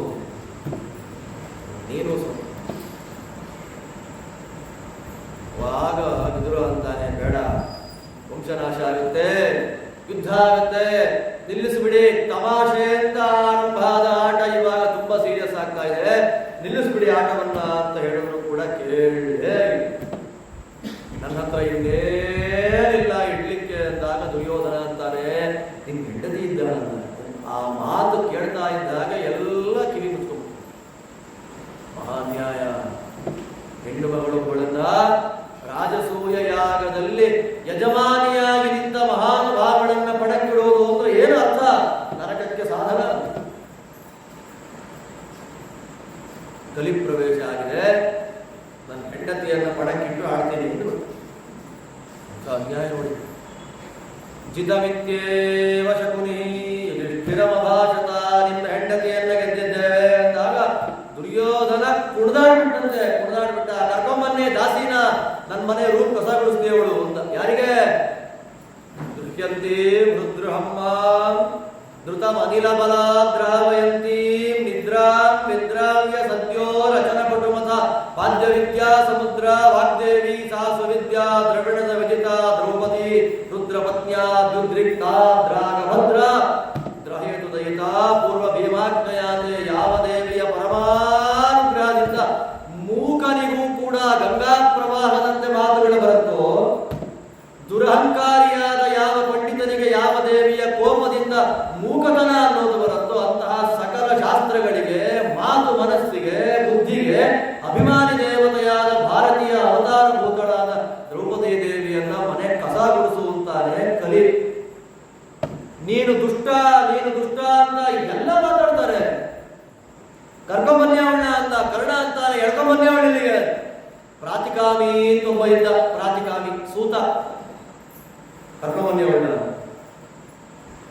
ಅಮ್ಮ ಬರಬೇಕು ಅಂದಾಗ, ಬರಬೇಡವೋ, ನಾನು ನೋಡಬೇಡ, ನಾನು ರಜಸ್ವಲೆ, ಇವತ್ತು ಬೆಳಗ್ಗೆ ರಜಸ್ವಲೆ ಆಗಿದ್ದೆ ನಾನು, ಬರಬೇಡಿ ಅಮ್ಮ. ನಿನ್ನ ಗಂಡ ನಿನ್ನನ್ನು ಗೆದ್ದು ಬಿಟ್ಟಿದ್ದಾನೆ, ಸೋತಿದ್ದಾನೆ. ದುರ್ಯೋಧನಾದಿಗಳನ್ನು ಗೆದ್ದು ಬಿಟ್ಟಿದ್ದಾರೆ, ನೀನು ಬರಬೇಕಂತೆ. ಯಾವ ಹಂತದಲ್ಲಿ ನಾನು ಸೋತಿದ್ದೇನೆ? ನಾನು ಸೋಲಿಕ್ಕೆ ಅವಕಾಶನೇ ಇಲ್ಲ, ನೀನು ಕೇಳ್ಕೊಂಬಾಗಲಿ ಎಂದು ದ್ರೌಪದಿ.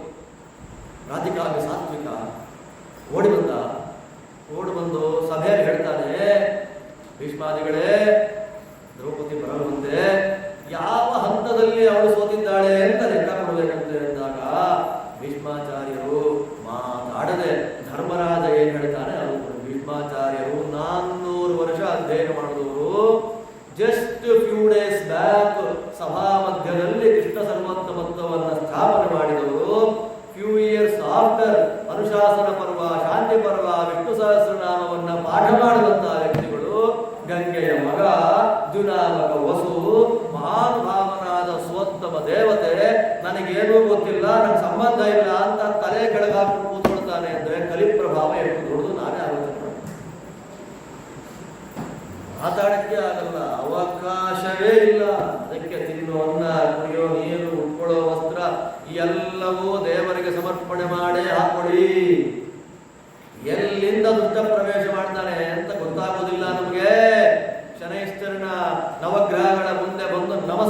ಮಾಡಿ ಭಯ ಪಡ್ತಾರೆ ನಮ್ಮವರು. ಯಾಕೆ?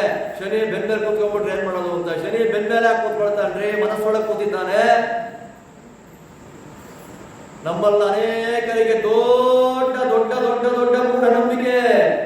ಶನೈಶ್ವರಕ್ಕೆ ನಮಸ್ಕಾರ ಮಾಡಿಬಿಟ್ರೆ, ಬೆನ್ನು ತೋರಿಸ್ಬಿಟ್ರೆ ಬೆನ್ನಲ್ಲಿ ಕೂತ್ಕೊಂಡ್ಬಿಡ್ತಾನೆ. ಪಿಶಾಚಿನ ಬೆನ್ನಲ್ಲಿ ಕೂತ್ಕೊಳ್ಳಕ್ಕೆ ವಿಕ್ರಮ್ ಅವರು ಬೇತಾಳ, ಸೋತ್ತಮ ದೇವತೆ, ಪರಾಯ ಪಾದಾತ್ಮನೆ ಧರಾಶನೇಶ್ವರ ಭ್ಯಾನ್ಮಃ. ನಾವು ತಿಂದ ಅನ್ನ ಜೀರ್ಣ ಆಗಬೇಕು, ಹಾಕೊಂಡ ಬಂಗಾರ ಕೈಗೆ ಸಿಗಬೇಕು, ಭೂಮಿಯಲ್ಲಿ ಒಂದು ಒಳ್ಳೆ ಸ್ಥಾನ, ಒಂದು ಮನೆ, ಒಳ್ಳೆ ಕೀರ್ತಿ, ಒಳ್ಳೆ ವಿದ್ಯೆ, ಒಳ್ಳೆ ವೈರಾಗ್ಯ, ಭಗವಂತನಲ್ಲಿ ಭಕ್ತಿ ಬರಬೇಕು ಅಂದ್ರೆ ಶನೈಶ್ವರನ ಪರಮಾತ್ಮನ ಮೇಲೆ ಆಗಬೇಕು. ಅವನಿಗೆ ನಮಸ್ಕಾರ ಮಾಡೋದಿಲ್ಲ, ಅಲ್ಲಿ ಯಾವುದೋ ಚರಂಡಿಯ ಪಕ್ಕದಲ್ಲಿ ಕೂತ್ಕೊಂಡು ತಿನ್ಕೊಂಡ್ಬರ್ತಾರೆ.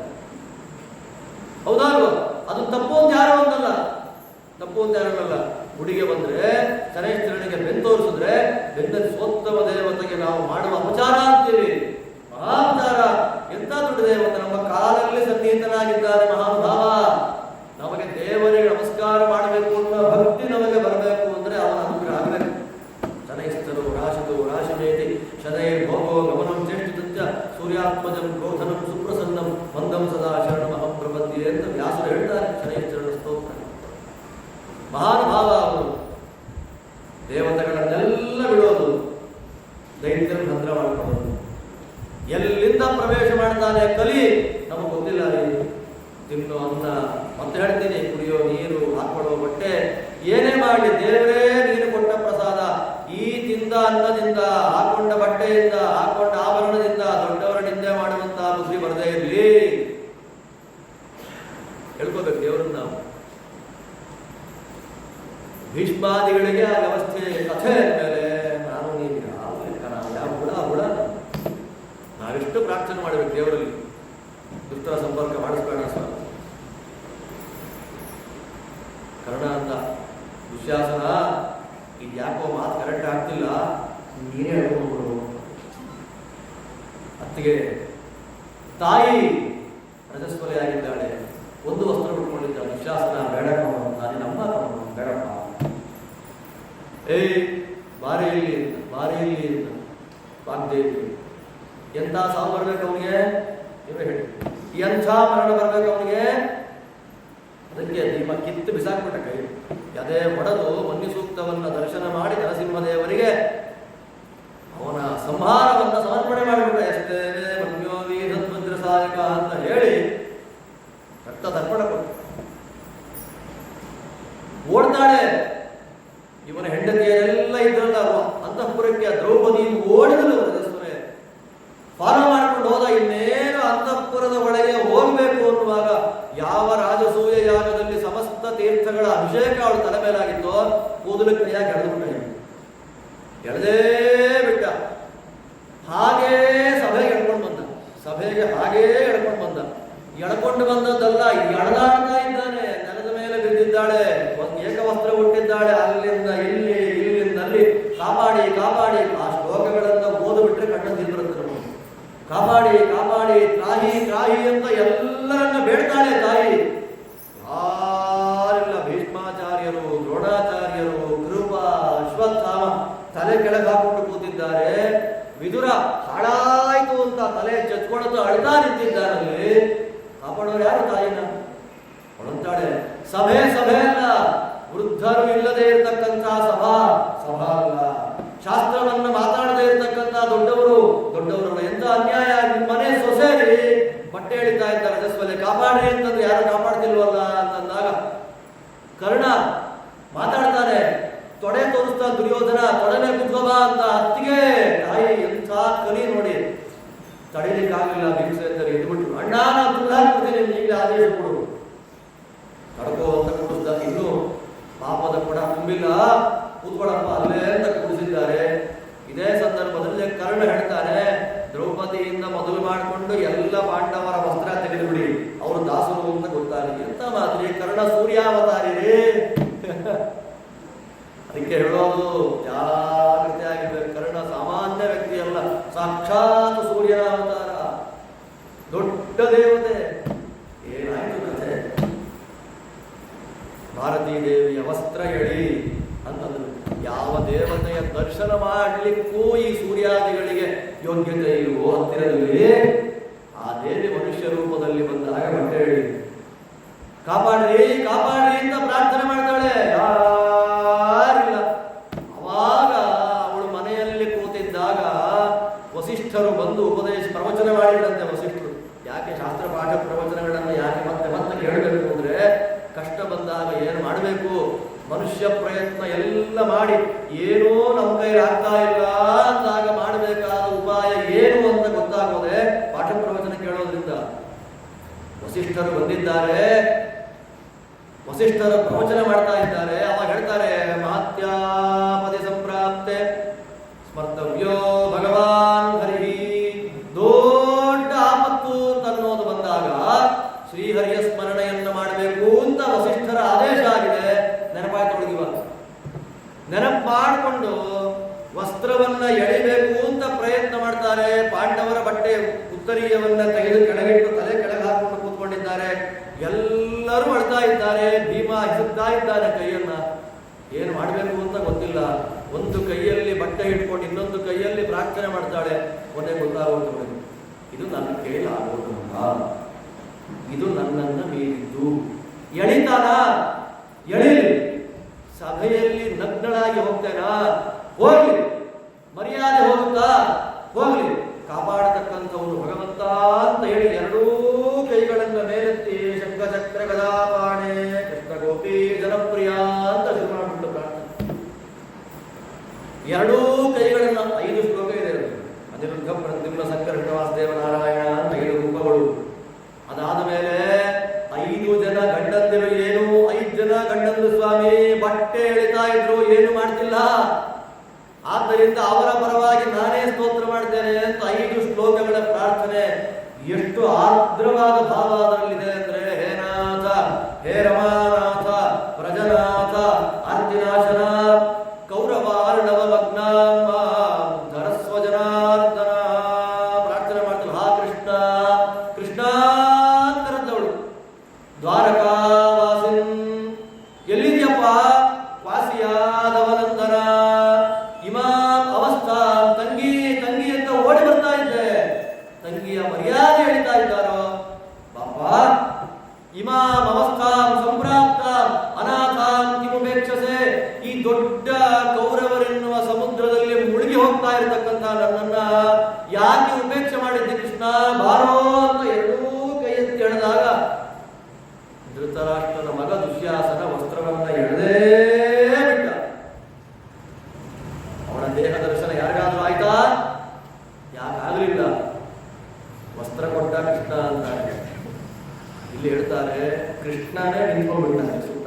ಅವಳಿಗೆ ವಸ್ತ್ರವಾಗಿ ಕೃಷ್ಣನೇ ಯಾಜ್ಞಸೇನ್ಯ ವಚಶ್ರುತ್ವ ಕೃಷ್ಣಾಂಗಂ ಪರಿತೋ ಭವತ್. ಭಾರತ ವಾಕ್ಯ. ದ್ರೌಪದಿಯ ಈ ಆರ್ದ್ರವಾದ ಪ್ರಾರ್ಥನೆಯನ್ನ ಕೇಳಿ ಸರ್ವೋತ್ತಮನೇ ಕೃಷ್ಣನೇ ಅವಳಿಗೆ ಬಟ್ಟೆಯಾಗಿ ಬಂದ. ಆದ್ದರಿಂದ ಗೋಪಿಕೆಯರ ಬಟ್ಟೆ ತೆಗೆದವನು ಇವನೇ, ದ್ರೌಪದಿಗೆ ಬಟ್ಟೆ ಕೊಟ್ಟವನು ಇವನು. ಆದ್ದರಿಂದ ದ್ರೌಪದಿಗೆ ಬಟ್ಟೆ ಕೊಟ್ಟವನು ಗೋಪಿಕೆಯರ ಬಟ್ಟೆಯನ್ನ ಕಾಮದಿಂದ ತೆಗೆದಿದ್ದಾನೆ. 10 ವರ್ಷದ ಕೆಳಗೆ ಮಕ್ಕಳಾಟಿಕೆಯಲ್ಲಿ ಚಿತ್ತ ಸ್ತ್ರೀಯರಿಗೆ ಎರಡುವುದೇ ಅತ್ತಿಯಿಂದ ಅರ್ಚಿಸಿದ ಗೋಕುಲದ ಕನ್ಯೆಯರ ಸತ್ಯ ಸಂಕಲ್ಪ ಬೆರೆತಿದ್ದ. ಒಂದು ಕಾಮನೆಯಿಂದ ಗೋಪಿಕೆಯರನ್ನ ಬೆರೆತದ್ದಲ್ಲ ನಮ್ಮ ಸ್ವಾಮಿ. ದ್ರೌಪದಿ ಮಾನ ಸಂರಕ್ಷಕ ಅಂತ ಹೇಗೆ ಪ್ರಾರ್ಥನೆ ಮಾಡ್ತೇವೋ, ಗೋಪಿ ವಸ್ತ್ರಾಪಹಾರಕ ಅಂತಲೂ ಪ್ರಾರ್ಥನೆ ಮಾಡ್ತೇವೋ ಇಲ್ವ ನಾವು? ಗೋಪಿಕೆಯರ ಬಟ್ಟೆಯನ್ನ ಎಳೆದು ಅವರ ಜೊತೆ ಕೂಡಿದ ಸ್ವಾಮಿ ಕಾಮದಿಂದ ಕೂಡಿದನ? ಅವನು ಕಾಮಿನ? ಕಾಮಿಷ್ಠನ ಭಗವಂತ? ಕಾಮದಿಂದ ಕುರುಡಾಗಿದ್ದ ದುರ್ಯೋಧನಾದಿಗಳ ಇಡೀ ವಂಶವನ್ನೇ ಅಂಧಂತಮಸ್ಸಿಗೆ ಹಾಕ್ತೇನೆ ಎನ್ನುವ ಕಾರಣದಿಂದ ದ್ರೌಪದಿಗೆ ವಸ್ತ್ರವಾಗಿ ಬಂದ. ಆದ್ದರಿಂದ ಇಲ್ಲಿ ವಸ್ತ್ರ ಕೊಡ್ಲಿಕ್ಕೊಂದು ಕಾರಣ, ಅಲ್ಲಿ ವಸ್ತ್ರ ತೆಗಿಲಿಕ್ಕೊಂದು ಕಾರಣ. ತೆಗಿಲಿಕ್ಕೇನು ಕಾರಣ ಅಂತ ತಿಳ್ಕೊಳ್ಳದೆ ಕೊಟ್ಟಿದ್ದಕ್ಕೇನು ಕಾರಣ ಅಂತ ಗೊತ್ತಾಗಲ್ಲ, ಕೊಟ್ಟಿದ್ದಕ್ಕೇನು ಕಾರಣ ಅಂತ ಗೊತ್ತಿಲ್ಲದೆ ತೆಗಿಲಿಕ್ಕೇನು ಕಾರಣ. ಇಂಟರ್ಲಿಂಕದು ಕೃಷ್ಣ ಏನು ಅಂತ ಗೊತ್ತಾಗಬೇಕಾದ್ರೆ ಗೀತೆ ಗೊತ್ತಾಗಬೇಕು, ಗೀತೆ ಏನು ಅಂತ ಅರ್ಥ ಆಗ್ಬೇಕಾದ್ರೆ ಕೃಷ್ಣ ಅರ್ಥ ಆಗಬೇಕು. ಕೃಷ್ಣನಷ್ಟು ಸಮೃದ್ಧವಾದಂತಹ ಚರಿತ್ರೆ ಇನ್ನೆಲ್ಲೂ ಕಾಣಲ್ಲ ಎಂದು ಹೇಳಿದೆ. ಗೋಪಿಕೆಯರ ವಸ್ತ್ರಾಪಹರಣ ಮಾಡಿದ್ದು ಲಿಂಗದೇಹವನ್ನು ಭಗವಂತ ತೆಗೀತಾನೆ ಅನ್ನೋದಕ್ಕೆ ಸೂಚಕ. ದ್ರೌಪದಿಗೆ ವಸ್ತ್ರ ಕೊಟ್ಟದ್ದು ಅನಾದ್ಯನಂತ ಕಾಲ ವಸ್ತ್ರವನ್ನ ದುರ್ಯೋಧನಾದಿಗಳಿಗೆ ಕೊಡ್ತೇನೆ ಅನ್ನೋದಕ್ಕೆ ಸೂಚನೆ. ಕೃಷ್ಣನ ಶರೀರವೇ ಯಾರ ಕಣ್ಣಿಗೂ ಕಾಣದೇ ಇರುವಂತೆ ವಸ್ತ್ರ ರೂಪದಲ್ಲಿ ತಿರುಗಿಬಿಡುತ್ತೆ.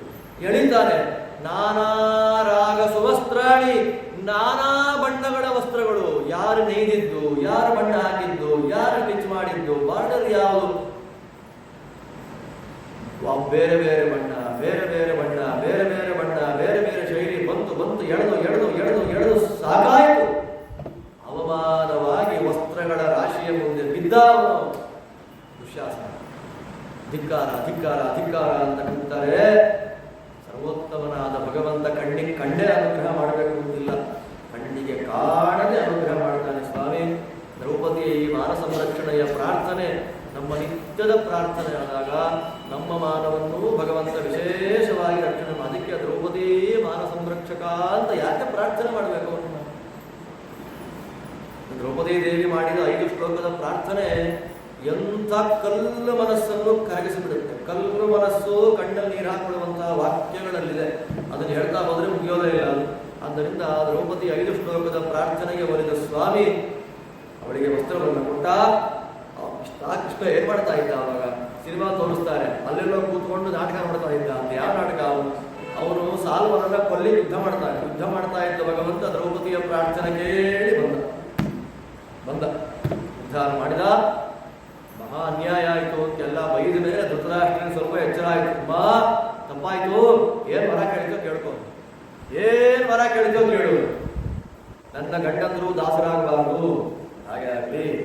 ಕಳೆದುಕೊಂಡ ಸಂಪತ್ತೆಲ್ಲ ವಾಪಸ್ ಬರಬೇಕು, ಹಾಗೆ ಆಗಲಿ. ಇಂದ್ರಪ್ರಸ್ಥ ನಮಗೆ ಸಿಗಬೇಕು, ಹಾಗೆ ಆಗಲಿ ಅಂತ ಎಲ್ಲ ಹೊರಟು ವಾಪಸ್ ಇಂದ್ರಪ್ರಸ್ಥಕ್ಕೆ ಹೊರಟಿದ್ದಾರೆ. ದುರ್ಯೋಧನ ಬಂದ. ಅಪ್ಪ ಎಂಥ ಕೆಲಸ ಮಾಡಿದೆ ನೀನು, ಸುಮ್ಮನೆ ಒಂದು ಬಟ್ಟೆ ಎಳೆದು ಮಾತ್ರ ಅವಮಾನ ಕೊಡಿ, ಬಟ್ಟೆ ಎಳೆದು ಮಾತ್ರ ಅವಮಾನ ಹೇಳ್ತಾರೆ ಅವನಿಗೆ. ನಮ್ಮೋಳೆ ತಾನೆ ಅವಳು, ತಲೆ ಕೆಡಿಸ್ಕೊಳ್ಳೋಷ್ಟೇನಿಲ್ಲ, ಕರೆಸು ಮತ್ತವ್ರನ್ನ. ಧೃತರಾಷ್ಟ್ರ ಅಂತ ಇನ್ಯಾಕೋ ವಿದುರಾದಿಗಳಂತಾರೆ, ಬೇಡಪ್ಪ ಅನ್ಯಾಯ ಮಾಡಬೇಡ, ತಪ್ಪು ಮಾಡಬೇಡ ಕಣಪ್ಪ ಅಂತ. ಇಲ್ಲ ಇಲ್ಲ, ಇವಾಗ ಸಂಪತ್ತು ಕಿತ್ಕೊಳ್ಳೋದಿಲ್ಲ, ಅವ್ರನ್ನ ಸೋಲಿಸಿ ಕಾಡು ಕಳಿಸ್ಬಿಡೋಣ. 12 ವರ್ಷ ವನವಾಸ, 1 ವರ್ಷ ಅಜ್ಞಾತವಾಸ ಮಾಡಬೇಕು. ಆ 1 ವರ್ಷ ಅಜ್ಞಾತವಾಸದಲ್ಲಿ ಸಿಕ್ಕಿಬಿದ್ರೆ ಮತ್ತೆ 12 ವರ್ಷ ಅಜ್ಞಾತವಾಸ, 1 ವರ್ಷ ವನವಾಸ ಮಾಡಬೇಕು. ಹಾಗೇ ಒಂದು ಸರ್ಕಲ್ ಸೈಕಲ್ ಮಾಡಿಬಿಟ್ರೆ ಸತ್ಯ ಹೋಗ್ತಾರೆ. ನಮಗೆ ರಾಜ್ಯ, ಇವನೇನು ಊಟ ಮಾಡ್ಕೊಂಡು ಕೂತಿರೋ ತರ ಇದೆ. ಧೃತರಾಷ್ಟ್ರ ಇಲ್ಲ ಅಂತ ಹೇಳಿಲ್ಲ, ಮತ್ತೆ ವಿದುರನ್ನ ಕರ್ಕೊಂಡು ಬಾ ಅಂದ್ರು. ಅರ್ಧ ದಾರಿ ಇನ್ನು ಹೋಗಿಲ್ಲ, ಇಂದ್ರಪ್ರಸ್ಥಕ್ಕೆ ಕರ್ಕೊಂಡು ಹೋಗಿ. ಅಣ್ಣ ಇನ್ನಾದ್ರೂ ಬುದ್ಧಿ ತಗೊಳ್ಳೋ, ಬೇಡ ಕೊಡೋ ಅಂತ ಭೀಮಾದಿಗಳಂತಾರೆ. ಇಲ್ಲ, ದೊಡ್ಡಪ್ಪ ಕರೆದಿದ್ದಾನೆ, ಹೋಗ್ತೀನಿ. ಬಂದು ಏನು ಪಣ ಅಂತ ಕೇಳಿದ್ರೆ, ನೀನು ಸೋತ್ರೆ ಕಾಡಿಗೆ ಹೋಗ್ಬೇಕು ಅಂದ್ರು. ನೀನು ಸೋತ್ರೆ ಎಲ್ಲಿ ಹೋಗ್ತ್ಯಾ ಅಂತ ಧರ್ಮರಾಜ ಕೇಳಲೇ ಇಲ್ಲ. ನೋಡಿ, ಇದು ಪ್ರೀ ಪ್ಲಾನ್ಡ್ ಮೋಸ ಇದು. ನೀನು ಸೋತ್ರೆ ಎಲ್ಲಿ ಹೋಗ್ತ್ಯಾ? ಬರೀ ನಾನೇ ಸೋಲ್ಬೇಕಾ? ನಾನು ಸೋಲ್ಲಿಕ್ಕೆ ಬಂದಿರೋದಾ? ನೀನ್ ಸೋತ್ರೆ ಎಲ್ಲಿ? ಯಾರು ಕೇಳೋರು? ಅದೇ ಕಲಿಯಾವೇಶದ ವೈಭವ. ಆಟ ಆಡಿದ್ರು, ಒಂದೇ ಆಟಕ್ಕೆ ಸೋತ ಮೇಲೆ ಏನಾಯ್ತು? 12 ವರ್ಷ ವನವಾಸ, 1 ವರ್ಷ ಅಜ್ಞಾತವಾಸ ಅಂತ ತೀರ್ಮಾನ ಆಯಿತು. ತೀರ್ಮಾನ ಆದಮೇಲೆ ಆ ಸಭೆಯಲ್ಲೇ ರಾಜನಿಗೆ ಸಂಬಂಧಪಟ್ಟ ವಸ್ತ್ರಗಳನ್ನೆಲ್ಲ ತೆಗೆಸಿ ಅಂತಂದ್ರು. ಕೃಷ್ಣಾಜಿನ ಕೊಡ್ರಿ ಅವರಿಗೆ ಅಂತಂದ್ರು. ಕೃಷ್ಣಾಜಿನಗಳನ್ನು ಉಟ್ಟುಕೊಂಡ. ಆಯುಧಗಳನ್ನು ತಗೊಳ್ಳಿ ಅಂತಂದ್ರು. ಇಲ್ಲ, ಆಯುಧಗಳನ್ನು ತಗೊಂಡ. ಆಯುಧಗಳನ್ನು ಹಿಡ್ಕೊಂಡು ಕೈಯಲ್ಲಿ ಧೌಮ್ಯಾಚಾರ್ಯರು ಅವರ ಗುರುಗಳು ಅವರನ್ನು ಹಿಡ್ಕೊಂಡಿದ್ದಾರೆ. ಎಲ್ಲರೂ ಅನ್ಯಾಯ ಅನ್ಯಾಯ ಅಂತ ಕಿರಿಚುವಾಗ ಯಾರೂ ಏನೂ ಕೇಳೋರೇ ಇಲ್ಲ. ಭೀಷ್ಮ ದ್ರೋಣಾದಿಗಳೆಲ್ಲ ತಟಸ್ಥರಾಗಿ ತಲೆ ಬಗ್ಗಿಸಿ ನಿಂತ್ಕೊಂಡಿದ್ದಾರೆ. ದ್ರೌಪದಿ ದೇವಿಗೆ ನಾರುಮಡಿಯನ್ನ ಕೊಡಬೇಕು ಅಂತ ಬರುವಾಗ ಭೀಷ್ಮರಂತಾರೆ, ಮನೆ ಸೊಸೆ, ದೊಡ್ಡ ಸೊಸೆ, ಆಭರಣ ಇಲ್ಲದೆ ಇದ್ರೆ ಹಾಗೆ, ಆಭರಣ ಇಲ್ಲೇ ಅವರಿಗೆ ಅಂತಂದ್ರು. ಆಭರಣ ವಸ್ತ್ರಗಳನ್ನೆಲ್ಲ ಕೊಟ್ಟಿದ್ದಾರೆ. ರಥಗಳು, ಅಡಿಗೆಯವರು, ಸೇವಕರು, ಸೈನಿಕರು ಎಲ್ಲರೂ ಅವರಿಗೆ ಕೊಟ್ಟಿದ್ದಾರೆ. ಪಾಂಡವರು ಭೀಷ್ಮಾದಿಗಳಿಗೆ ನಮಸ್ಕಾರವನ್ನು ಮಾಡಿದರು. ದ್ರೋಣಾದಿಗಳ ಒಂದು ಅನುಜ್ಞೆಯನ್ನು ಪಡ್ಕೊಂಡ್ರು. ದೊಡ್ಡಪ್ಪನಿಗೆ ನಮಸ್ಕಾರ ಮಾಡಿದ್ರು. ಹೋಗುವಾಗ ಎತ್ತುಗಳು ಬಂದಾಗ ಹೋಗುತ್ತೀವಲ್ಲ, ಹಾಗೆ ಕರ್ಣಾದಿಗಳೆಲ್ಲ ಭೀಮನನ್ನು ನೋಡಿ ಹೋಗು. ಎರಡೂ ಕೈಗಳನ್ನ ಮೇಲೆತ್ತೆ ಪ್ರತಿಜ್ಞೆ ಮಾಡ್ತಾನೆ. ದುಶ್ಯಾಸನನ ಎದೆ ಬಗೆದು ರಕ್ತ ಕುಡಿಯೋದು ನಾನೇ, ದುರ್ಯೋಧನನ ತೊಡೆ ಮುರಿಯೋದು ನಾನೇ, ಈ ಕುರುಡ ಮುದುಕನ 100 ಮಕ್ಕಳನ್ನ ಕೊಲ್ಲೋದು ನಾನೇ, ಶಕುನಿಯನ್ನ ಸಹದೇವ ಕೊಲ್ತಾನೆ, ಕರ್ಣನನ್ನ ಅರ್ಜುನ ಕೊಲ್ತಾನೆ, ಇದು ಸತ್ಯ ಅಂತ ಪ್ರತಿಜ್ಞೆಯನ್ನು ಮಾಡಿ 2 ಭುಜಗಳನ್ನ ಮೇಲೆ ಕುಣಿಸಿ ಭೀಮ ಹೊರಗೆ ಬಂದ. ಅರ್ಜುನ ನೆಲದ ಮೇಲಿದ್ದ ಮಣ್ಣುಗಳನ್ನೆಲ್ಲ ಮೇಲೆ ಹಾಕ್ತಾ ಬಂದ. ಈ ಮಣ್ಣು ಕಾಳುಗಳಂತೆ ನಾಳೆ ಬೆಳಗ್ಗೆ ನಾನು ಮಾಡಿಬಿಡ್ತೀನಿ ಅಂತ. ಅದಾದ್ಮೇಲೆ ನಕುಲ ಸಹದೇವರಿಬ್ಬರು ಮೈಗೆಲ್ಲ ಮಣ್ಣು ಮೆತ್ಕೊಂಡು ಬರ್ತಾರಂತೆ. ನಿನ್ನ ಸೊಸೆಯಂದಿರು ಮಕ್ಕಳು ಮೊಮ್ಮಕ್ಕಳೆಲ್ಲ ಸತ್ತು ಭೂಮಿಗೆ ಬೀಳ್ತಾರೆ ಅಂತ ಧೃತರಾಷ್ಟ್ರನಿಗೆ ತೋರಿಸಕ್ಕೆ ಧೌಮ್ಯಾಚಾರ್ಯರು ಕೈಯಲ್ಲಿ ದರ್ಭೆಗಳನ್ನು ಹಿಡ್ಕೊಂಡು ಅಪರ ಕರ್ಮಗಳನ್ನು ಮಾಡುವಾಗ ಹೆಣ ಸುಡುವಾಗ ಹೇಳಬೇಕಾದ ಮಂತ್ರಗಳನ್ನು ಹೇಳ್ತಾ ಬರ್ತಾ ಇದ್ದಾರಂತೆ. ನಾಳೆ ಬೆಳಗ್ಗೆ ನಿನ್ನ ಮಕ್ಕಳಿಗೆ ಮೊಮ್ಮಕ್ಕಳಿಗೆ ನಿನ್ನ ಪುರೋಹಿತರು ಈ ಮಂತ್ರಗಳನ್ನು ಹೇಳಿ ಅಂತ್ಯ ಸಂಸ್ಕಾರ ಮಾಡ್ತಾರೆ ಅನ್ನೋ ಸೂಚನೆ ಮಾಡಲಿಕ್ಕೆ ದ್ರೌಪದಿ ದೇವಿ ಕೂದಲನ್ನೆಲ್ಲ ಕೆದರ್ಕೊಂಡು ಮುಖ ಮುಚ್ಚಿಕೊಂಡು ಜೋರಾಗಿ ಹೇಳ್ತಾ ಬರ್ತಾರೆ. ನಾಳೆ ದುರ್ಯೋಧನಾದಿಗಳ ಹೆಂಡತಿಯರ ಕಥೆ ಹೀಗೆ ಆಗುತ್ತೆ ಅಂತ ಪಾಂಡವರು 5 ಜನ 5 ಮುಖಭಾವಗಳನ್ನು ತೋರಿಸ್ತಾ ಬಾಡಿ ಲ್ಯಾಂಗ್ವೇಜ್ಗಳ ಮೂಲಕವೇ ಅವರು ಕನ್ವೆ ಮಾಡಬೇಕು ಅಂದ್ಕೊಂಡಂತಹ ವಿಷಯವನ್ನು ಕನ್ವೆ ಮಾಡ್ತಾ ಮಹಾನುಭಾವರು ಮೋಸದ ಆಟಕ್ಕೆ ಬಲಿಯಾಗಿ ಕಾಡಿಗೆ ಪ್ರವೇಶ ಮಾಡಿದರು. ಕಾಮ್ಯಕ ವನಕ್ಕೆ ಪಾಂಡವರು ಬರ್ತಾರೆ. ಈ ಸಂದರ್ಭದಲ್ಲೇ ಧೃತರಾಷ್ಟ್ರ ಏನು ಮಾಡಬೇಕು ಅಂತ ಗೊತ್ತಿಲ್ಲ ಅನ್ನುವಾಗ ನಾರದರು ಬಂದರು. ನಾರದರು ಬಂದು 2 ಕೈಗಳನ್ನ ಮೇಲೆತ್ತಿ, ಸಾತ್ವಿಕರಿಗೆ ಅವಮಾನ ಆಗಿದೆ, ಇನ್ನು 14 ವರ್ಷ ಆದ್ಮೇಲೆ ಧೃತರಾಷ್ಟ್ರ ನಿನ್ನಿಡೀ ಕುಲ ನಾಶ ಆಗುತ್ತೆ ಅಂತ ಶಾಪ ಹಾಕಿ ಹೊರಟೋದು. ನಾರದರು ಯಾರಿಗೂ ಶಾಪ ಹಾಕೋದು, ಅಂಥವ್ರು ಶಾಪ ಹಾಕಿ ಹೋದ್ರು ಅಂದ್ರೆ ಎಷ್ಟು ದುಃಖ ಆಗಿರ್ಬೇಡ ಮಹಾನುಭಾವರಿಗೆ. ಶಾಪ ಹಾಕಿ ಹೊರಟೋದ್ರು. ಭಗವಂತ ವೇದವ್ಯಾಸ ರೂಪದಿಂದ, ಪರಶುರಾಮ ರೂಪದಿಂದ, ಕೃಷ್ಣ ರೂಪದಿಂದ ತಲೆನೇ ಹಾಕಲಿಲ್ಲ. ಯಾಕಾಗ್ಲಿಲ್ಲ? ಈ ಘಟನೆ ಆಗಲಿಲ್ಲ ಅಂದ್ರೆ ನಾಳೆ ಅವರು ಸಾಯೋದಿಲ್ಲ. ಪಾಂಡವರ ದಿಗ್ವಿಜಯಕ್ಕೆ ಮತ್ತೆ ರಾಜ್ಯ ಪರಿಪಾಲನೆಗೆ, ಕೌರವರ ಮತ್ತು ಭೂಭಾರಭೂತರಾದ ಎಲ್ಲ ದುಷ್ಟ ಕ್ಷತ್ರಿಯರ ನಾಶಕ್ಕೆ ಇದು ಸ್ಟೇಜ್ ಆಗಬೇಕು, ಪೀಠಿಕೆ ಆಗಬೇಕು ಅನ್ನುವಂತಹ ದೃಷ್ಟಿಯಲ್ಲಿ ಪಾಂಡವರ ವನವಾಸ ಅನಿವಾರ್ಯವಾಗಿತ್ತು. ಎಲ್ಲಕ್ಕಿಂತ ಮುಖ್ಯವಾಗಿ ತೀರ್ಥಕ್ಷೇತ್ರಗಳಲ್ಲಿ 3 ಕೋಟಿ ಜನ ದೈತ್ಯರು ಸೇರಿಕೊಂಡಿದ್ದರು. 3 ಕೋಟಿ ಜನ ದೈತ್ಯರು ತೀರ್ಥಕ್ಷೇತ್ರ ಯಾತ್ರೆ ಮಾಡಬೇಕು ಅಂತ ಬಂದವರನ್ನ ತಿಂದು ಬಿಡ್ತಾ ಇದ್ರು. ಅವರ ಸಂಹಾರ ಆಗಬೇಕಾಗಿದೆ ಭೀಮಸೇನ ದೇವರ ಮೂಲಕ. ಎಲ್ಲ ಕಾರಣಗಳಿಂದ ಕೃಷ್ಣದೇವರು ಮತ್ತು ಭೀಮ ಮತ್ತು ದ್ರೌಪದಿ ತಾವು ಕಷ್ಟವನ್ನ ಅವರೇ ಚೂಸ್ ಮಾಡಿಕೊಂಡು ಕಾಮ್ಯಕವನಕ್ಕೆ ಪ್ರವೇಶ ಮಾಡ್ತಾ ಇದ್ದಾರೆ ಎನ್ನುವಲ್ಲಿಗೆ ಶ್ರೀಮದ್ ಮಹಾಭಾರತದಲ್ಲಿ ಅತ್ಯಂತ ಪ್ರಧಾನವಾದ ಒಂದು ಭಾಗ. ಪಾಂಡವರ ಉನ್ನತಿಯೂ ಇದರಲ್ಲಿ ಕಾಣುತ್ತೆ, ರಾಜಸೂಯಾಗದ ವೈಭವವೂ ಕಾಣುತ್ತೆ, ಕೃಷ್ಣದೇವರ ಸರ್ವೋತ್ತಮತ್ವದ ಪ್ರಕಟವೂ ಆಗುತ್ತೆ. ಸಾತ್ವಿಕರಾದವರಿಗೆ ಬರುವ ಕಷ್ಟ ಅದು ತಾತ್ಕಾಲಿಕ. ಕಷ್ಟ ಅಂತನ್ನೋದು ಯಾರಿಗೂ ಬರದೇ ಇರೋದಿಲ್ಲ.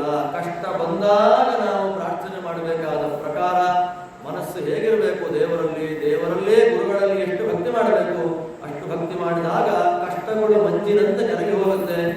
ರಾತ್ರಿ ಆಗೋದೇ ಬೆಳಗಾಗಲಿಕ್ಕೆ ಅನ್ನುವಂತಹ ಒಂದು ಪಾಠ ಪಾಂಡವರ ಅಭಿವೃದ್ಧಿಯಲ್ಲಿ, ಪಾಂಡವರ ಅವನತಿಯನ್ನು ತೋರಿಸುವಂತಹ ನಾಟಕದಲ್ಲಿ ಕೃಷ್ಣ ಇದನ್ನು ತೋರಿಸಿದ್ದಾನೆ ಎನ್ನುವ ಅನುಸಂಧಾನವನ್ನು ಮಾಡಿಕೊಳ್ತಾ, ಬಹಳ ವಿಶೇಷವಾಗಿ ಅಧಿಕ ಮಾಸದಲ್ಲಿ ವೇದವ್ಯಾಸ ದೇವರಿಗೆ ಅತ್ಯಂತ ಪ್ರಿಯವಾಗಿರತಕ್ಕಂತಹ ಕಾರ್ಯ ಜ್ಞಾನ ಕಾರ್ಯ. ದಾನ ಮಾಡ್ತೀವಿ, ಊಟ ಮಾಡ್ತೀವಿ, ಎಲ್ಲ ಮಾಡ್ತೀವಿ, ಆದರೆ ಅದಕ್ಕೆ ಬರಬೇಕಾದ ಫಲ ಅಷ್ಟೇ. ಆದರೆ ಜ್ಞಾನಯಜ್ಞದಿಂದ ಬರುವಂತಹ ಫಲ ಅನಂತ ಫಲವನ್ನು ಭಗವಂತ ಕೊಟ್ಟು ನಮ್ಮನ್ನು ಉದ್ಧಾರ ಮಾಡ್ತಾನೆ. ಆದ್ದರಿಂದ ಒಳ್ಳೆಯ ಒಂದು ಪ್ಲೆಸೆಂಟ್ ಆದ ಒಂದು ವಾತಾವರಣದಲ್ಲಿ 5 ದಿನಗಳ ಕಾಲ ನಾನು ನೋಡೇ ಇಲ್ಲಪ್ಪ, ಆ ಕಡೆ ನನ್ನ ಪ್ರವಚನಕ್ಕೆ ಹೋಗೇ ಇಲ್ಲ, ಹೇಗಿರುತ್ತೋ, ಏನು ವ್ಯವಸ್ಥೆನೋ, ಏನು ಬಿಸಿಲು ಅಂತ ಏನೋ ಅಂದ್ಕೊಂಡು ಮನಸ್ಸನ್ನು ಸ್ವಲ್ಪ ಅಡಗಿಟ್ಟುಕೊಂಡೆ ಬಂದೆ. ಈಗ 5 ದಿನ ಆಗೋಯ್ತಲ್ಲ ಅಂತ ಮನಸ್ಸಿಗೆ ಅನ್ನಿಸ್ತಾ ಇದೆ. ಆದ್ದರಿಂದ ಮನಸ್ಸಿಗೆ ತುಂಬ ಸಂತೋಷ ಆಯಿತು. ಪ್ರವಚನ ಮಾಡಲಿಕ್ಕೂ ಬಹಳ ಆನಂದ ಆಯಿತು. ನೀವೆಲ್ಲರೂ ಕೂಡ ಇಷ್ಟು ಸಂಖ್ಯೆಯಲ್ಲಿ ಭಕ್ತಿ ಶ್ರದ್ಧೆಗಳಿಂದ ಕೇಳ್ತಾ ಇರುವಂಥದ್ದು ವೇದವ್ಯಾಸರ ಅನುಗ್ರಹ ನಿಮ್ಮ ಮೇಲಿದೆ ಅನ್ನೋದಕ್ಕೆ ಸ್ಪಷ್ಟವಾಗಿ ಸೂಚಕವಾಗಿದೆ. ಈ ಕಾರ್ಯಕ್ರಮ ಆಯೋಜನೆ ಮಾಡಿದಂತಹ ಈ ಜ್ಞಾನೇಚ್ಛತ್ರ ಸೇವಾ ಸಮಿತಿಯ ಪ್ರತಿಯೊಬ್ಬರಿಗೂ ಕೂಡ ವಿಶೇಷವಾಗಿ ಧನ್ಯವಾದಗಳನ್ನು ಹೇಳ್ತಾ, ಕರೆಸಿರ್ತಕ್ಕಂಥ 6 ಜನ ಪಂಡಿತರಲ್ಲಿ ಅತ್ಯಂತ ಕೆಳಗಿನ ಒಂದು ಲಾಸ್ಟ್ ಬೆಂಚರ್ ಅಂದರೆ ನಾನೇ. ಪಾಠ ಮಾಡಕ್ಕೆ ಬರೋಲ್ಲ, ಪ್ರವಚನ ಅಂತೂ ಮಾಡಕ್ಕೆ ಬರೋದೇ ಇಲ್ಲ. ಆದರೂ ಕೂಡ ಏನೋ ಅಭಿಮಾನ ಇಟ್ಟು ಕರೆಸಿದ್ದಾರೆ. ಆ ಕರೆಸಿದ್ದಕ್ಕೆ ಎಷ್ಟು ರ್ಯಾಂಕ್, ಎಷ್ಟು ಮಾರ್ಕ್ ಬಂತು ಅಂತ ಗೊತ್ತಿಲ್ಲ. ಏನೇ ಇದ್ರೂ ಕೂಡ ವೇದವ್ಯಾಸ ದೇವರ ಸೇವೆ ಅನ್ನುವ ದೃಷ್ಟಿಯಲ್ಲಿ 5 ದಿನಗಳ ಕಾಲ ಸಭಾಪರ್ವದ ಯಥಾಶಕ್ತಿ ಅನುಸಂಧಾನ ಮಾಡುವಂಥ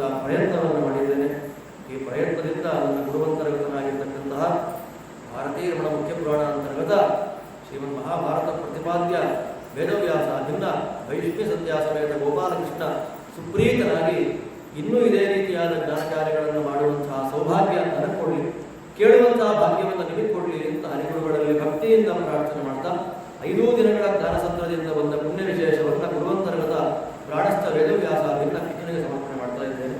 ಶ್ರೀಕೃಷ್ಣ